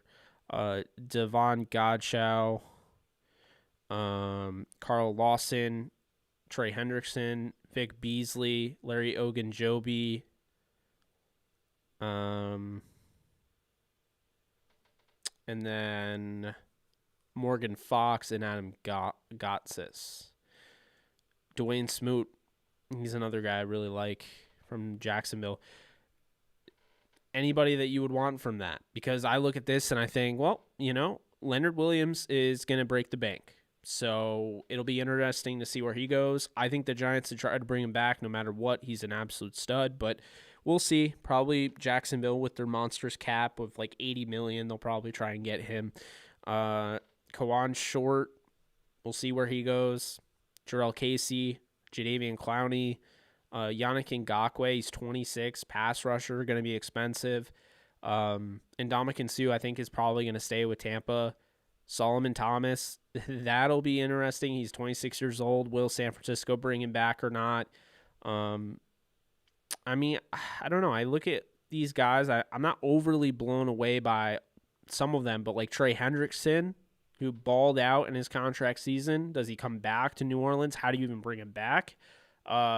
Carl Lawson. I mean, right now, I love Carl Lawson, but like 26 years old. I mean, actually, that market value is pretty good. $8.8 million, they're saying. So, I think he'd be a good fit for the Rams. I think he'd be a good fit for any team that needs, a pass rusher, if I'm being honest with you. 26 years old. I mean, come on now. If the Buccaneers, and I think the Buccaneers are players, if they end up losing Shaq Barrett, I think they can go out and get a guy like Carl Lawson for sure. They could go out and get any of these guys, Trey Hendrickson. It all depends, though, if they're able to bring back Shaq Barrett or not. Romeo Aquara, I think he's going to be expensive, but, I mean, I'd love to have him. Oh, yeah, I don't think the Jaguars are going to be very good, but I think that Jaguars are going to have a lot of money. So I think at the end of the day, they're going to be able to get these guys that maybe just don't care about winning a Super Bowl yet and just want to cash out this year and get paid a lot. Romeo Aquara has a calculated market value of $10 million, and he's not even 26 yet. So, yeah. Love the guy. Would be a great fit for the Rams. I'm hoping that's one of the guys Stafford was texting to try to bring over to the Rams. He would be awesome. He really balled out last year. So, I mean, we'll see with that. Ngakoue, I mean, he could go. I don't know. You look at a team like the Browns. He could go there. He could go like the Ravens could bring him back. The Titans. I mean, there's not a lot of cap right now, so it's hard to know. The Broncos, if they let go of, Von Miller, maybe they, pair Yannick Ngakoue with Chubb. So I mean that'll be something to keep in mind. Now I'm gonna check the Leonard Williams market value. It's probably super high. 11.2 million. Interesting. So Leonard Williams, I guess if you want that. So now linebackers, we're gonna go to here, and keep in mind every player that I'm talking about is an unrestricted free agent. We're not getting into exclusive rights free agent. We're not getting into restricted free agents. Unrestricted. That's how we're doing it. Linebackers: Matt Judon, Melvin Ingram, Bud Dupree, Shaquille Barrett, Kyle Van Noy. You can now add to that. Olivier Vernon, Levante David, Leonard Floyd, Avery Williamson, KJ Wright, Christian Kirksey, Denzel Perryman, Devondre Campbell, Kyler Fackrell, Sean Lee, Jordan Jenkins, Marcus Golden. There's the name I was trying to think of earlier. Hassan Reddick. Thomas Davis just retired, so that won't be an option. Eric Wilson, Nicholas Morrow, Kamu Grieger-Hill, Damian Wilson, David Mayo just got released by the Giants, Jared Davis, Tyre Whitehead, Reuben Foster, that's an intriguing one, Dylan Cole, Craig Robertson, Neville Hewitt, Patrick Onwuasor, Alden Smith, Jeremiah Atauchu, Josh Bynes, Shalik Calhoun, Tyus Bowser, Ryan Anderson, Pernell McPhee. There's a lot of names here. A lot of them. Matt Milano, Anthony Walker Jr., Jayon Brown, Samson Ebukam, Derek Rivers, Alex Anzalone, Terrell Basham, Duke Riley, Bryce Hager, Darren Bates, Kyle Emanuel, Reggie Ragland. So yeah, I mean there's a lot of guys here. If you're looking at teams that need linebackers, you could look at, I think the Rams would need a linebacker. So that's obvious. The Colts, if they don't bring back Anthony Walker, they're going to be in the mix for one. The Titans, if they don't bring back Jayon Brown. The Raiders, they have Nicholas Morrow. Chiefs, Broncos. The Broncos have $47 million in cap space, so that's something to keep in mind. They could be players in a lot of these. But the problem with the Broncos is, what are they? Are they going to get you to a Super Bowl? Probably not. So you're only going to sign there if you want just to get a payday. So that's the sad truth with that. The Packers could use linebackers, but they're also $5 million above the cap right now. So Falcons, but they're $15 million above the cap. The Buccaneers will need a linebacker if they lose Levante David. So there are a lot of teams in this league that need linebackers, but I think the Rams, the Broncos, the Bucs probably need one the most. Dolphins as well. That's where I stand on that. Chargers could use one too. I think the Chargers will be interesting because when you look at Brandon Staley, does he want to get his own linebacker in there? Does he want to get, a Leonard Floyd? I could see that. I think Leonard Floyd to the Chargers seems like the most ideal destination. He gets to, stick with, Brandon Staley. He has an average market value of $13.1 million per year. So I won't be surprised if he's gone. I don't think he's coming back to the Rams at all, but we'll see. So now, that was linebacker. Moving on to the secondary here. We'll break it up in cornerbacks so I'm not reading for days. Sean Lee's a walking injury. Yeah, Sean Lee's always hurt. Would I rather have Trevor Lawrence or Sam Darnold? I mean, like just straight up, I'm not worrying about the draft. If you're just giving me one, I'd probably take Trevor Lawrence. But I do like Darnold, and I do think the Jets should just try and build around him. Not saying that they would get Trevor Lawrence, but you get my point. Okay, so corners. There's okay, so cornerbacks here. You have Patrick Peterson, Terrence Mitchell, Ronald Darby, Vernon Hargraves, Troy Hill, Michael Davis, Xavier Rhodes, William Jackson, Rasul Douglas, Jordan Lewis, Shaquille Griffin, Jason Verrett, Drake Kirkpatrick, Nevin Lawson, Desmond King, Bashad Breeland, Jason McCourty, Kevin King, Mackenzie Alexander, Nickel Roby-Coleman, LaShawn Sims, Kevin Johnson, Buster Screen, Cameron Sutton, PJ Williams, Brian Poole, Daryl Roberts, Mike Hilton, Chidobe Awuzie. Ooh, I didn't even know he was a free agent. That'd be a nice pickup. Arthur Maule, Darqueze Dennard, Jonathan Joseph, AJ Boye, Quentin Dunbar, Travis Carey. That's TJ Carey, in case anybody's wondering. Josh Norman, Daryl Worley, Akello Witherspoon, Richard Sherman, Devontae Bosby, Philip Gaines, Dante Johnson. So you get there's a lot of guys here. Artie Burns as well.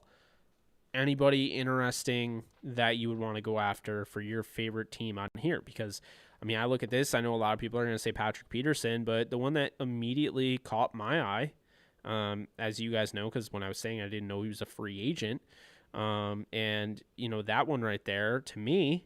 I mean, okay. So I'll say this. I think Jason Verrett, if he can stay healthy, would be interesting for 1 year. But Chidobe Awuzie, 26 years old, any other year, I think he would get paid. But I think this year you could get him for cheap.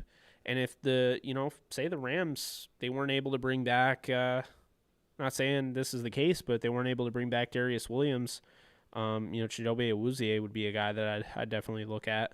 I'd still look at him.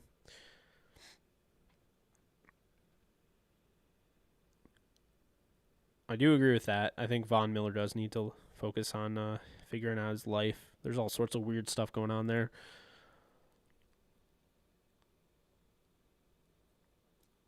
Twitter, I didn't forget about you. I'm back. I want us to draft Quinn Miners, Trey Henderson. Beasley had hype like Floyd, Fowler, but never really hit till they came to the Rams. I think he can here. Vic Beasley, that'd be intriguing. I don't know what's going on with him lately. He's the one that he didn't report or something. Like he signed with the Titans and then just wouldn't report to camp. I don't know if I'd want that guy in my locker room.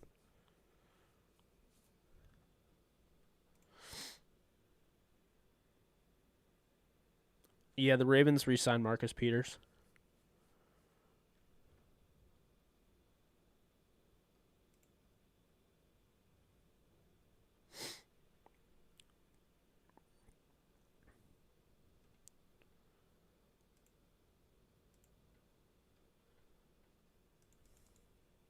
John Ross. I think John Ross is very, very realistic if you're looking for that Rams deep threat.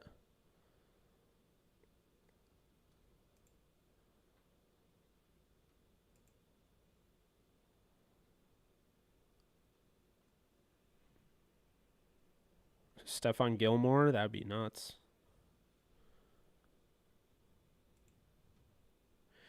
Yeah, so those cornerbacks, there's a lot of good names in free agency, but it's supposed to be like this bloodbath, where there's all sorts of guys that get cut.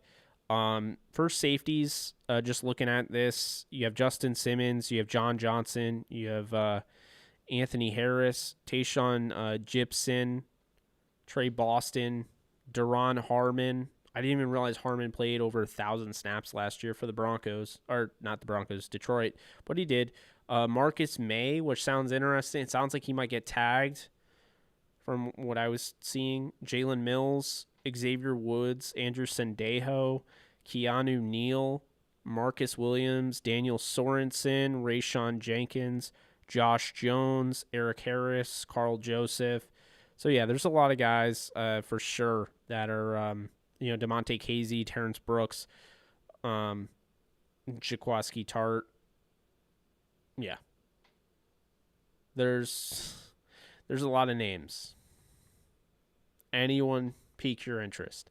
I mean, if I'm looking at this safety group and I'm thinking, who needs a safety? Well, the Jets are going to absolutely need a safety, and luckily they have a lot of cap. They traded Jamal Adams last year. They got 2 first-rounders, and they got Bradley McDougald, who is going to be a free agent. We'll see if they bring him back or not. I think he'd be relatively cheap. But he was hurt last year, only played 7 games, so maybe they don't bring him back. Matthias Farley played all 16, wasn't overly effective. So I would imagine they move on from him. Maybe they go out and they get a Carl Joseph. Maybe they go out and they get Justin Simmons, John Johnson. If they tag Marcus May, then they're good there, and they just need one more guy. Xavier Woods could be an option, Keanu Neal. So the Jets, I think, are a team that 100% need a safety. The Dolphins could use a safety. I would say, the Lions could use a safety. There's a lot of teams in this league that could use a safety. And, I saw a tweet earlier in the week that, there was a coach or something. I think it was an executive that came out and said that, the most underrated position in the league is free safety. Because they have all of the, unique traits that you see in those athletic linebackers, but they can play deep, and they have the range to cover all over the field, and that's becoming, a very big thing in this league, and that you need it. So it'll be, something to watch out for, with the safeties here.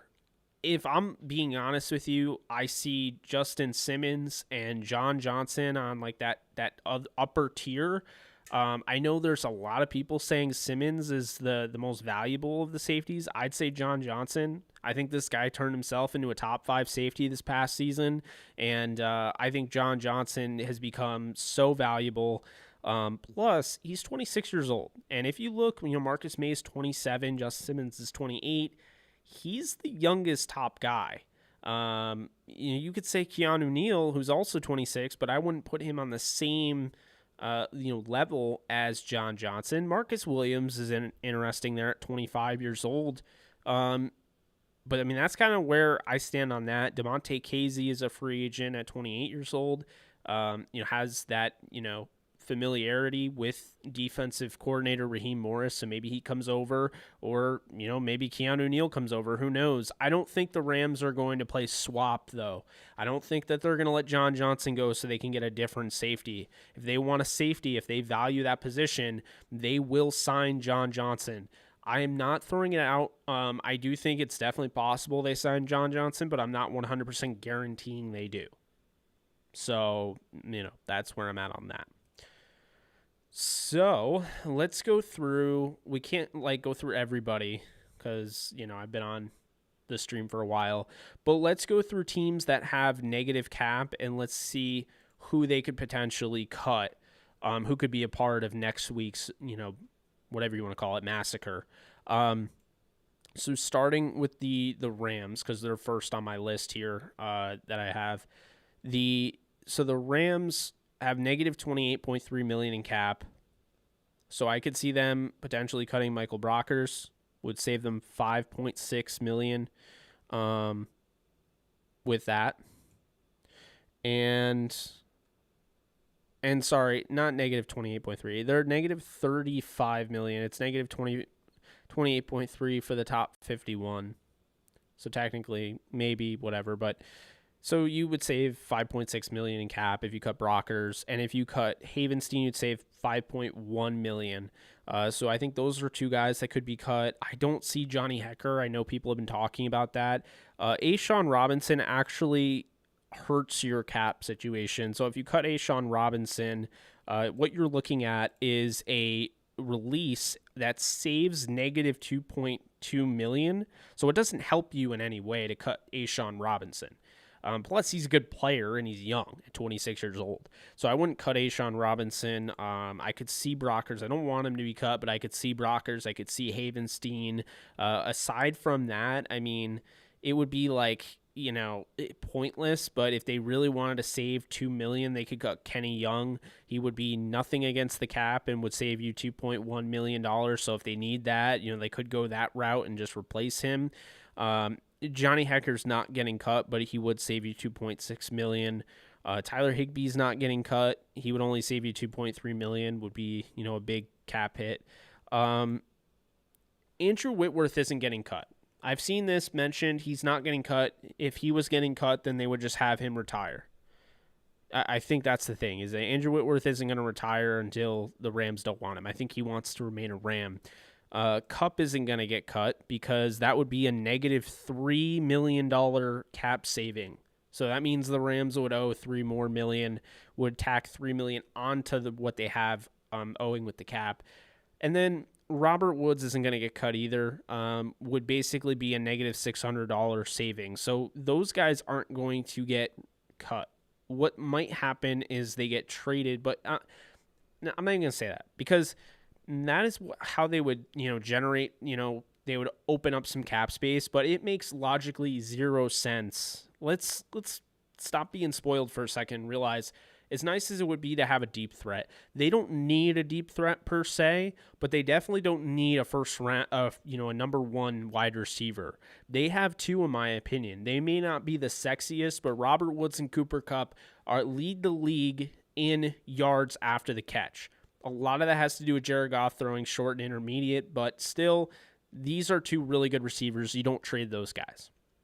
And that's my thoughts on that.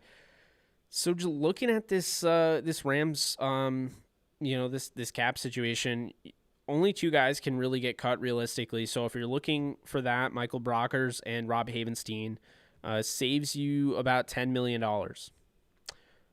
altogether. Actually 11. So it saves you around $11 million. It's that simple. Then moving on to the NFC South, I have two teams that are over the cap. And we're just sticking with over the cap teams, guys, because it's a lot. I'm not going to go through each team. But Atlanta, they have negative 15 in cap space right now. And they have a horrible, horrible, horrible contract that you cannot move in Matt Ryan. Sorry for you fans out there that love Matt Ryan. I like Matt Ryan, but if you cut him, you would owe, so it would be a negative $9 million cap savings if you cut Matt Ryan. Now, if you restructure Matt Ryan, you save about $14 million, but you kick the can down the road. They might do that, but I don't know if that's the best thing to do. I think you want to get out of that contract sooner than later, and I feel like your out would be next year. So that would put, that's pushing things down the road, and sure enough, their potential out is next year. It would be $26.5 million in dead money. They actually, so hold on a sec. It would be $26.5 million in dead money, and they'd save $15 million. That is their potential out in 2022. Then 2023, after that, going into that season after 2022, you'd be looking at saving $28 million and only having $8 million in dead cap. That's not a good contract, and they're stuck with that, to be honest with you, or they're gonna have to eat a lot of money.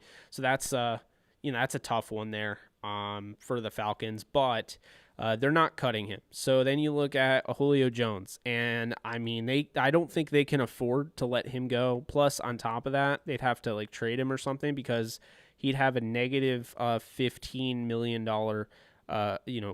cap savings. So he wouldn't help either. You could do a base salary restructure that would put, save you about $9 million in cap. So they could go that route. Grady Jarrett, you could cut, and that would save you about $1 million. So I don't know if that's a real smart one. Jake Matthews would save you about $1 million. The point is, these contracts are brutal. You have a guy has a $40 million cap figure in Matt Ryan. You have a guy that has a $23 million cap figure in Julio Jones. A guy that has a $20 million cap figure in Grady Jarrett. And Jake Matthews has a $20 million cap figure. But we're not done, because they gave $18 million to Dante Fowler Jr., who, they'd save about $3 million if they cut him this year. They could restructure him for $6 million. Had a really big down year. He has an $18 million cap figure. Crazy enough, Deion Jones has a $12 million cap figure, and he probably has the best contract of any of them. James Carpenter, to me, that's a guy you need to cut, and that's a guy that could be cut. James Carpenter, yeah, sure, you'd eat some money, but he'd save you about $3.9 million. He has a $6.4 million cap number. So that's a guy that I would definitely consider.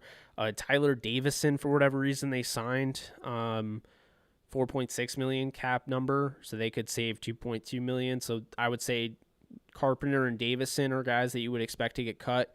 Aside from that, that's really all they can do. They don't have a lot to work with here. They are really top heavy. They have three guys. They have four guys over 20 million.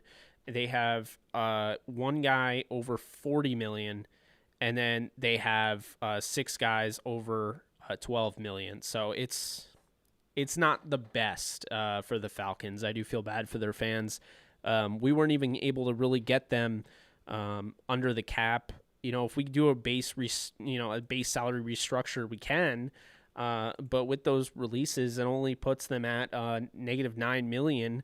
So you would have to do a restructure of Julio Jones, puts you at negative $156K. Then maybe Grady Jarrett puts you at $6 million. Dante Fowler puts you at 12. Deion Jones base salary restructure puts you at 16. So the Falcons don't have a lot of opportunity to, not only get under the cap, but to have, they're not going to be able to spend money. They're going to be drafting. So I wouldn't be surprised if you see them, try to move a Julio Jones or somebody like that to just, add to their draft picks. Because the only way to get out of this is to hit your draft picks, have that cheap talent. The Dante Fowler move really makes no sense when you look at, their what their chart is here. I mean, it's really, I'm surprised. I didn't realize it was that bad. Now you look at the Saints here. So the Saints, they are not in the best case scenario here. And Drew Brees is likely going to come back, so it looks like they're going to stay that way. So negative $65 million in cap, over the cap, excuse me. And they have all sorts of guys to pay, which include, a guy like Trey Hendrickson, Sheldon Rankins. So to make it very blunt here, they have a lot of so they have 12 guys that are getting paid over 10 million cap figures this upcoming season. That's a lot. So let's see here. They do a base salary restructure on Cameron Jordan, could save him $7 million. You're not going to cut Cameron Jordan. It would only save you $2 million, but base salary restructure is definitely possible, saving you $7 million. Michael Thomas would save you $8 million on a salary cap restructure. You can't cut him. That's not happening. You'd probably trade him if you had to do that, but you wouldn't. So you do a base salary restructure on him, save you $8 million. You're down to negative $49 million in cap space. Janoris Jenkins, a lot of money there. Yeah, I don't know why Brees is coming back. I guess he wants to, and he's working hard at it. So we're likely going to see Drew Brees. I don't know. There's been a lot of, stuff where he's working out and he's doing things he's never done before. So we know how that goes. Jenkins, I'd probably cut. It'd save him about $7 million in cap space, get him to negative 42. Quan Alexander, no brainer here. You cut Quan Alexander. I like Quan Alexander, but the fact of the matter is that Quan Alexander's $13 million. He has a $13 million cap figure, and he saves you that whole thing. You don't have any sort of dead money hanging over your head, and that puts you at negative $29 million in cap. So then we can start looking at potentially getting under this thing. Andrus Peat would save you $6 million as a restructure. Andrus Peat cutting would be a negative $7 million. So you have to figure out, do you want to kick the can down the road? We're doing it in this case, so it would put you at negative $23 million with the restructure there. Demario Davis would be a negative $6 million cap hit if they got rid of him, which is just ridiculous. And they would only save $1 million on a restructure, so he can't really be done. Emmanuel Sanders, you cut him, you save $6.5 million. So now we're down to negative $16 million in cap space. Marshawn Lattimore, you could cut him and it would be, 10 million saved, but you're cutting a really good corner. So that's not something that I would recommend, but that would put you in -6. So I don't see Marshawn Lattimore going. So that's not realistic in my opinion. Malcolm Brown, you would save about 4.9 million, puts you at -11. David Onyemata, pretty like a no-brainer there if you can restructure here. Okay, so David Onyemata I'm seeing here would literally not help in any way. It would only be a -$8 million cap hit if you cut him. So there's all sorts of issues the Saints have with this. They're going to have to move money around like crazy. And to be honest with you, I don't know if we can get them under the cap. I mean, releasing Latavius Murray would save about $2.4 million. Yeah, this is brutal. Releasing Thomas Morstead would save 2.5, so they're at -$6 million in cap space. Releasing, let's see here. Yeah, that's not going to do it. You don't cut Alvin Kamara, obviously. And you can't really get much from Alvin Kamara here. Sheldon Rankins, I mean, he's going to be a free agent. Patrick Robinson would save you 2.6. So now we're at -$4 million on the path to getting the Saints under the cap. And you can cut Demario Davis. That would save you 2.3. And after that, I mean, the long snapper Zach Wood would save you 650K. Trevor Siemian, you cut him. Now you're down to -131K. And then, God, this is ugly. And then Ryan Glasgow would put you under the cap. I did it. It was a lot of work, but we did it. We got the Saints under the cap. Made about 14 transactions to do that, if that puts in perspective. Yeah. Wow. So I don't see them getting all these players that people are talking about, to be honest with you. And it's not like they're going to cut, Teron Armstead. It would save them $6 million, but I don't see the point of that. Taysom Hill would save him $5 million. I don't know why you signed Taysom Hill to begin with, but okay. Drew Brees, they can't cut. It would be a negative $10 million cap hit. So yeah, it's a disaster, complete disaster. So now moving on, the Eagles have -$40 million in the NFC East. They're the only team over the cap in the NFC East. They just ate about 34. Yeah, they are that desperate they'd have to cut their long snapper. They just ate about $34 million for Wentz. Yeah, so they're okay. So they're eating $5 million for getting rid of Deshaun Jackson and $33 million, close to $34 million for getting rid of Wentz. So that's literally what's putting them over the cap. And sorry, they don't have 40. They're $50 million over the cap. So now let's look and see if we can fix this. Pretty crazy. The more you know. So we look here. Fletcher Cox, you're not going to touch. Brandon Graham would save you nothing to get rid of. So there's going to be no point in getting rid of him. Darius Slay, you traded for, would also save you nothing. If you restructured him, you get $7 million saved there. Lane Johnson, you restructure him, you get $6 million to add to your cap space there. Javon Hargrave, $5 million. Brandon Brooks, $6 million. You could restructure or you could cut him, and that doesn't save anything. So you restructure him. Derek Barnett, you're not going to touch because he's a 25-year-old pass rusher. You're not going to just cut him. Zach Ertz, they would probably trade, but you could cut him, save you $4.7 million. Alshon Jeffrey, they'll cut. Well, actually, you can't really cut him. You'd have to trade him because they would end up owing money.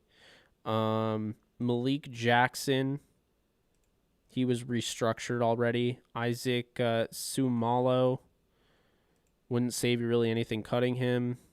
Wouldn't save you much restructuring him. Marquise Goodwin, save you about $4.5 million getting rid of his contract. And then after that, you're really stuck at -6. Or sorry, -16. So -16 million. Yeah, they're not in the best position here. The Eagles. Not really sure what they're gonna do there. So that's where we're at on that. Okay, so moving on. The Lions, the Packers, and the Vikings are all over the cap. Start with the Lions, who are -3 million over the cap. Now probably -9 because they just got Tyrell Williams on a 1-year deal.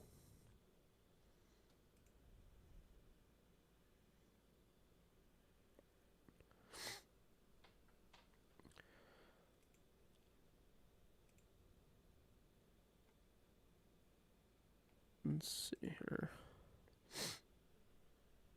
You guys with me? Still see 63 people, but it got quiet in the comment section, so I'm not sure if it's malfunctioning or what have you. But, okay, so the Lions, they're not going to touch Jared Goff's contract. Maybe they restructure it, but, I mean, it would save him $18 million to restructure his contract. Do you kick the can down the road? If he's your guy, I say do it. If you believe that Jared Goff is 100% your quarterback of the future, then you restructure that thing. And then so you restructure it, puts you at 14 million, saves you 18 million in cap. You restructure Trey Flowers, that saves you about 8.9 million. Jamie Collins would save you 3 million restructure, but you could also maybe cut him. Nope, you can't cut him. So you could save about 3 million restructure Jamie Collins. I don't know if that's necessarily worth it. Justin Coleman save you 3 million restructure, would save you 4 million as a cut. I think they keep him.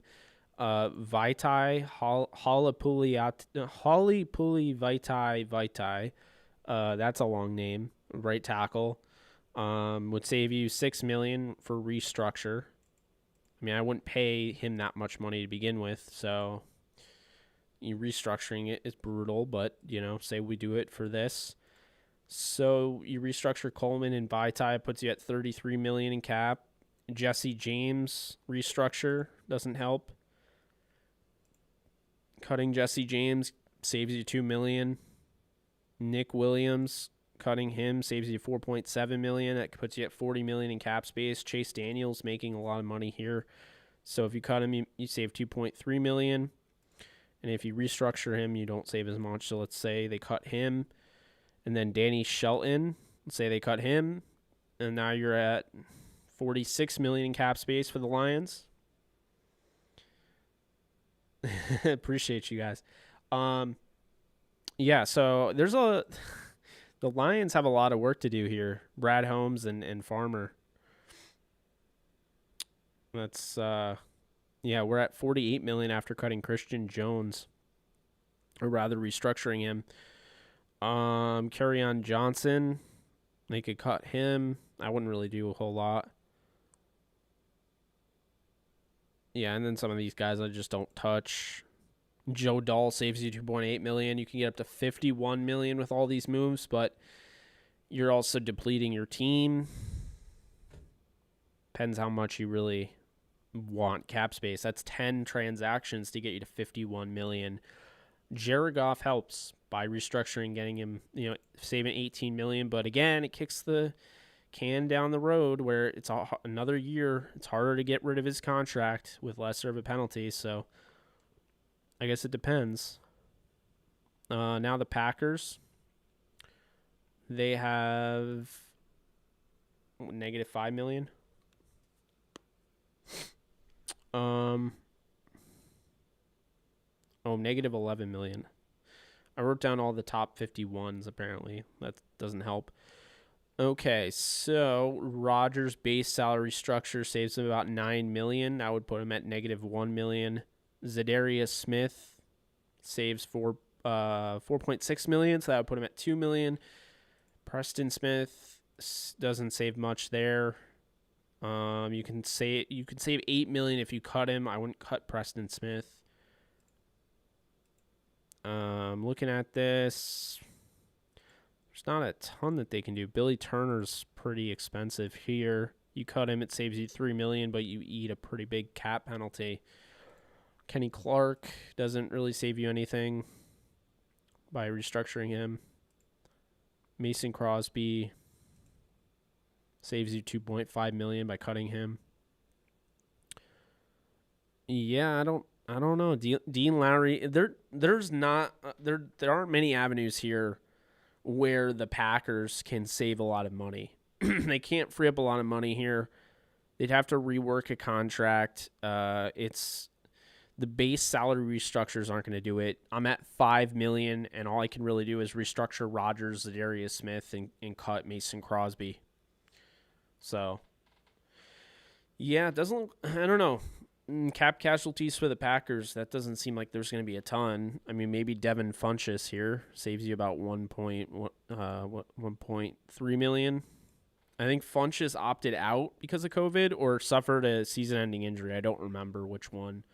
I should probably take a swig of water because I'm losing my voice.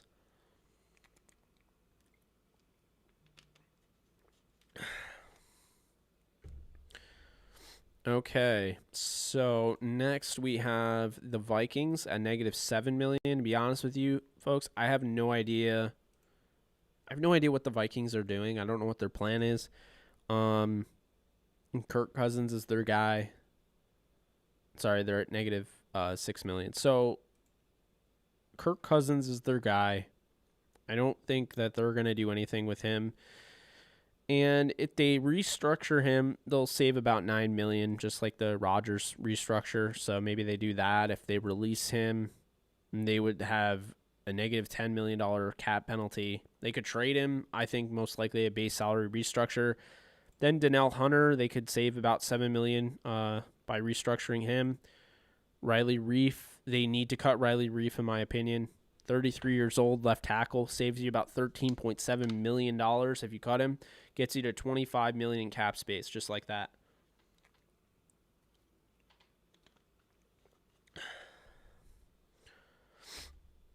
Then Anthony Barr saves you about $7 million in cap space if you restructure. If you cut Anthony Barr, saves you about $7 million. So, up to you on that one. I'll just put a restructure, get him to 33. Thielen restructure gets frees up 7, so it gets him to $40 million. Eric Kendricks restructure gives him about $4 million in cap space, and then saves him about $2 million if you cut him. You're not going to cut Eric Kendricks, of course. So we'll just say restructure there. Dalvin Cook doesn't really do anything. Shamar Stephen saves about $3.7 million. Michael Pierce saves $2 million.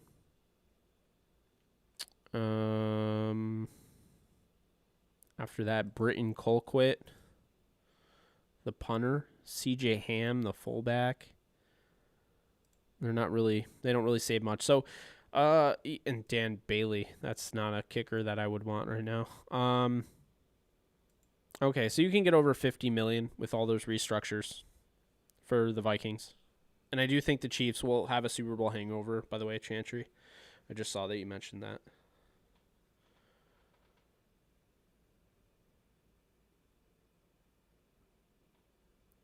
The real question is, do you think we'll win the NFC West? Oh, yeah, absolutely. Yeah, I do. So moving on here, perfect timing. You mentioned the Chiefs, so we'll go to the Chiefs here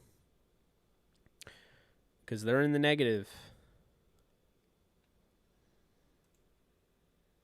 Hope you guys are jotting down these notes so you don't have to go through these all on your own. You can. Chiefs have $-22 million in cap space at the moment. Frank Clark has a $25 million cap figure this season. Let's see if we can base salary restructure that. Gives us about 11. So $11 million in space there. That puts him at $-10 million. Patrick Mahomes, you can't restructure or do anything like that. Chris Jones, restructure does nothing. Tyreek Hill, restructure does absolutely nothing. So it's Frank Clark there. Kelsey, restructure saves about $3 million. Anthony Hitchens, restructure saves about $2 million. What about a Hitchens cut? That would save $2 million. So that's not going to do a whole lot. And I didn't mean to cut him. Now I don't know where he went. Okay, so there's not a ton that they can do. Laurent Duvernay Tardif, they can't really cut him. Yeah, there's not really a ton that the Chiefs can do here. So they're about -$5 million in cap space. Like, you could cut a few guys like Chad Henne and let's see here. Chad Henne, James Winchester, the long snapper, Dorian O'Daniel, and that you're still -$2 million. There's yeah, not exactly loving it for Kansas City, to be honest with you. And again, let me just say this. You can manipulate the cap. There are ways to get past this. But on the surface, this does not look good for the Kansas City Chiefs. I'm just being honest. You're not going to cut Mitchell Schwartz, but if you do, it gets you under the cap at $4 million. Yeah, so they're not in the best of shape here. Another team I have on my negative list here, the Raiders, and they're barely below the cap, so, they'll figure that out. But, so you have to start your roster under the cap before the season starts. You can't finalize your 53, if your team's over the cap limit. So, all right, now with the Raiders here, you have Derek Carr. You can restructure, saves you about $9 million. You can cut Derek Carr, saves you about $19 million. So let's just say, for the hell of it, he's traded. It saves them $19 million in cap space, assuming he's traded for just like a pick. And then they trade Trent Brown. Saves $14 million there. So now they're at $38 million. And let's say they restructure Corey Littleton. Does really nothing there. Corey Littleton is going to remain at a $13 million cap figure. They can't really save much money there. Rodney Hudson is another one. They can't cut him. They could restructure him, save him about $4 million. LaMarcus Joyner's a cap casualty for sure. That's a guy that you can expect to be available in free agency. $8.7 million would save, so he most likely will be cut. People forget this. Marcus Mariota has a $10 million cap figure. So that means the Raiders quarterback room is very expensive. I'd be shocked if they didn't trade Mariota and save that $10 million, so get them to $62 million under the cap. And then Carl Nassib here, who's getting paid a lot. He has a $9.5 million figure here. If they cut Nassib, they would get $3.7 million in return. Then they're at $65 million in cap space. And then after that, Richie Incognito, who's 38 years old, you cut him, and you save $5.4 million right off the cuff. You're at $71 million in cap space. And let's say you cut Jalen Richard, saves you $3.5 million. Jeff Heath saves you $3.1 million. And all of a sudden, just like that, the Raiders are able to go from the negative to $77 million in cap space. Now, that's a lot of movement, and that includes getting rid of your quarterback. So I'm not saying it's the most ideal thing, but just to show you the potential, the Raiders can get to 77 million in cap space. And I know we used to say all the time, well, restructures are ridiculous. They don't happen that often.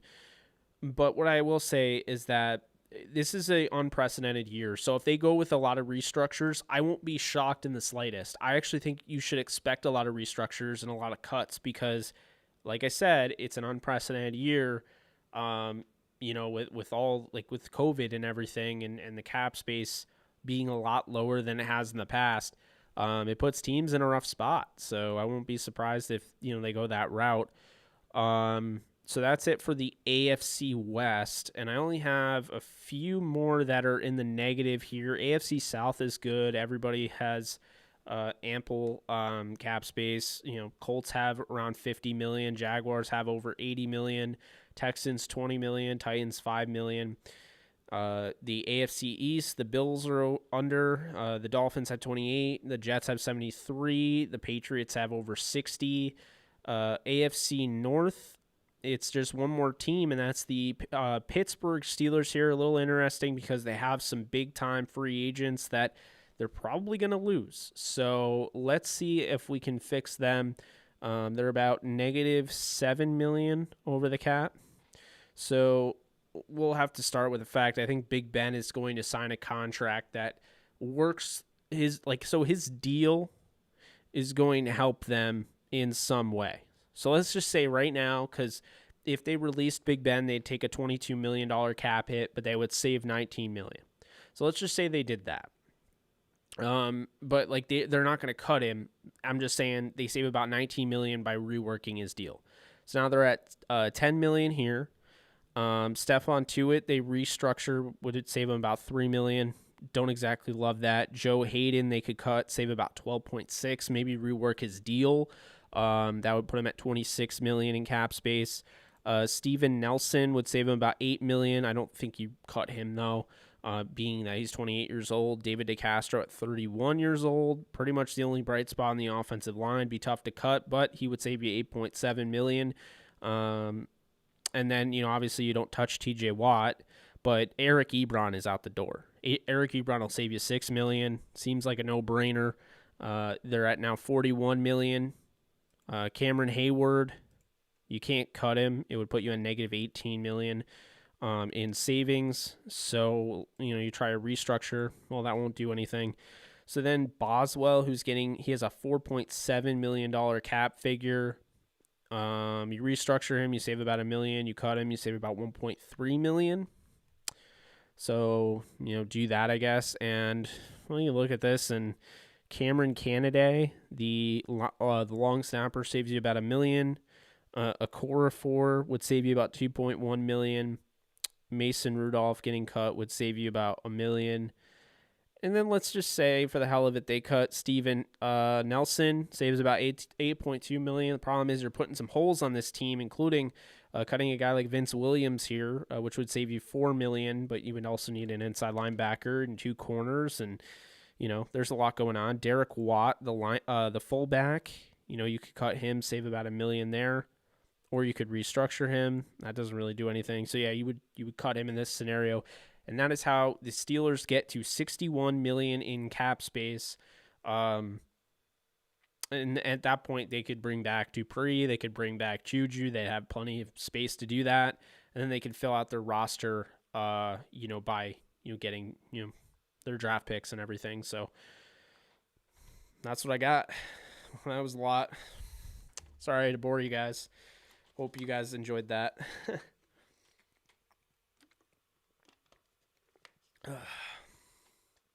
So, since I have 59 people on here, not including Twitter, which I have 3, appreciate you guys. I'm going to say this right now. First off, if you haven't already, head on over to Manscaped. Go pick out a ball trimmer or ball deodorant or something along those lines. Get it because I'm telling you, thing works like a charm. And everybody needs to groom below the belt. 20% off, free shipping, DTR or JKB as your promo code. You will get that. Secondly, I'm going to be doing all sorts of stuff during free agency because here's the thing. When free agency starts, I'm doing these live streams, but I want to be doing a live stream during the free agency. Okay, I want to be able to do a live stream during free agency, go over the moves as they're coming in, follow along with you guys, have you guys keep me in the loop. I mean, I'm gonna have the feed right here so I can see it, but I really want to do that. Are you guys interested in that? If you are, hit Y or yes in the chat so I know that you guys are interested, because I do want to do it, but I want to see if anybody's interested in me going live for the free agency part of the off season, and going along with the moves and everything. So be sure to type yes in the chat if you are.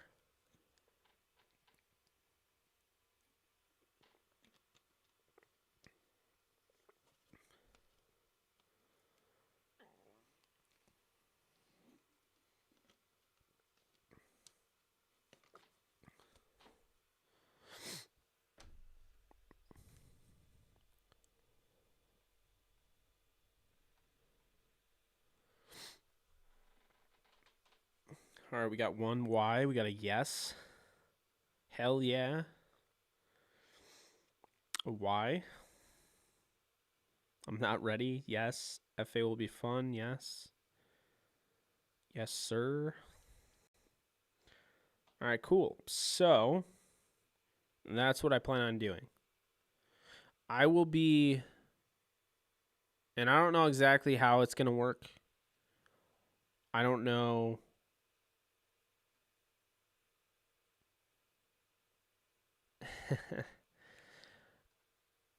Yeah, so I don't know exactly how it's going to work. But assuming that, so free agency, I believe, starts the 17th, but I'm assuming that next week you'll start to see like movement. You might even see deals.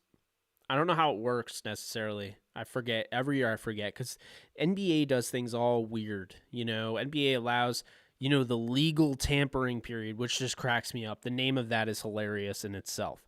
Appreciate you, Anthony and Johnny. I can see you guys on Twitter listening to me and dropping the yes. Yeah, so I'm excited to do this. I've never done it before. Then again, I didn't have a YouTube channel last year, and I know I've missed out. I could have over 30,000 subs at this point. We could be huge right now, but bear with me here. I'm working my way up. We got over 3,000 subscribers. Actually, we have 3,240 right now, which is huge. Just keep growing. Really appreciate you guys. You guys have been freaking awesome with that. I mean, it just like it obviously brings a smile to my face when I wake up in the morning and I see, oh, you gained 25 subs. I was like, bro, I was literally sleeping and I'm gaining subs. So no, I appreciate it. As you guys know, I'm going to continue to try to pour out as much content as possible, and not just watered down content. That's why if you guys see me and I don't post in like a day or so, I'm not about to drop a 2-minute video just to say, hey, I want to give you guys like legit content. So I put a premium on that. I focus on that. But yeah, no, I'm really looking forward to that.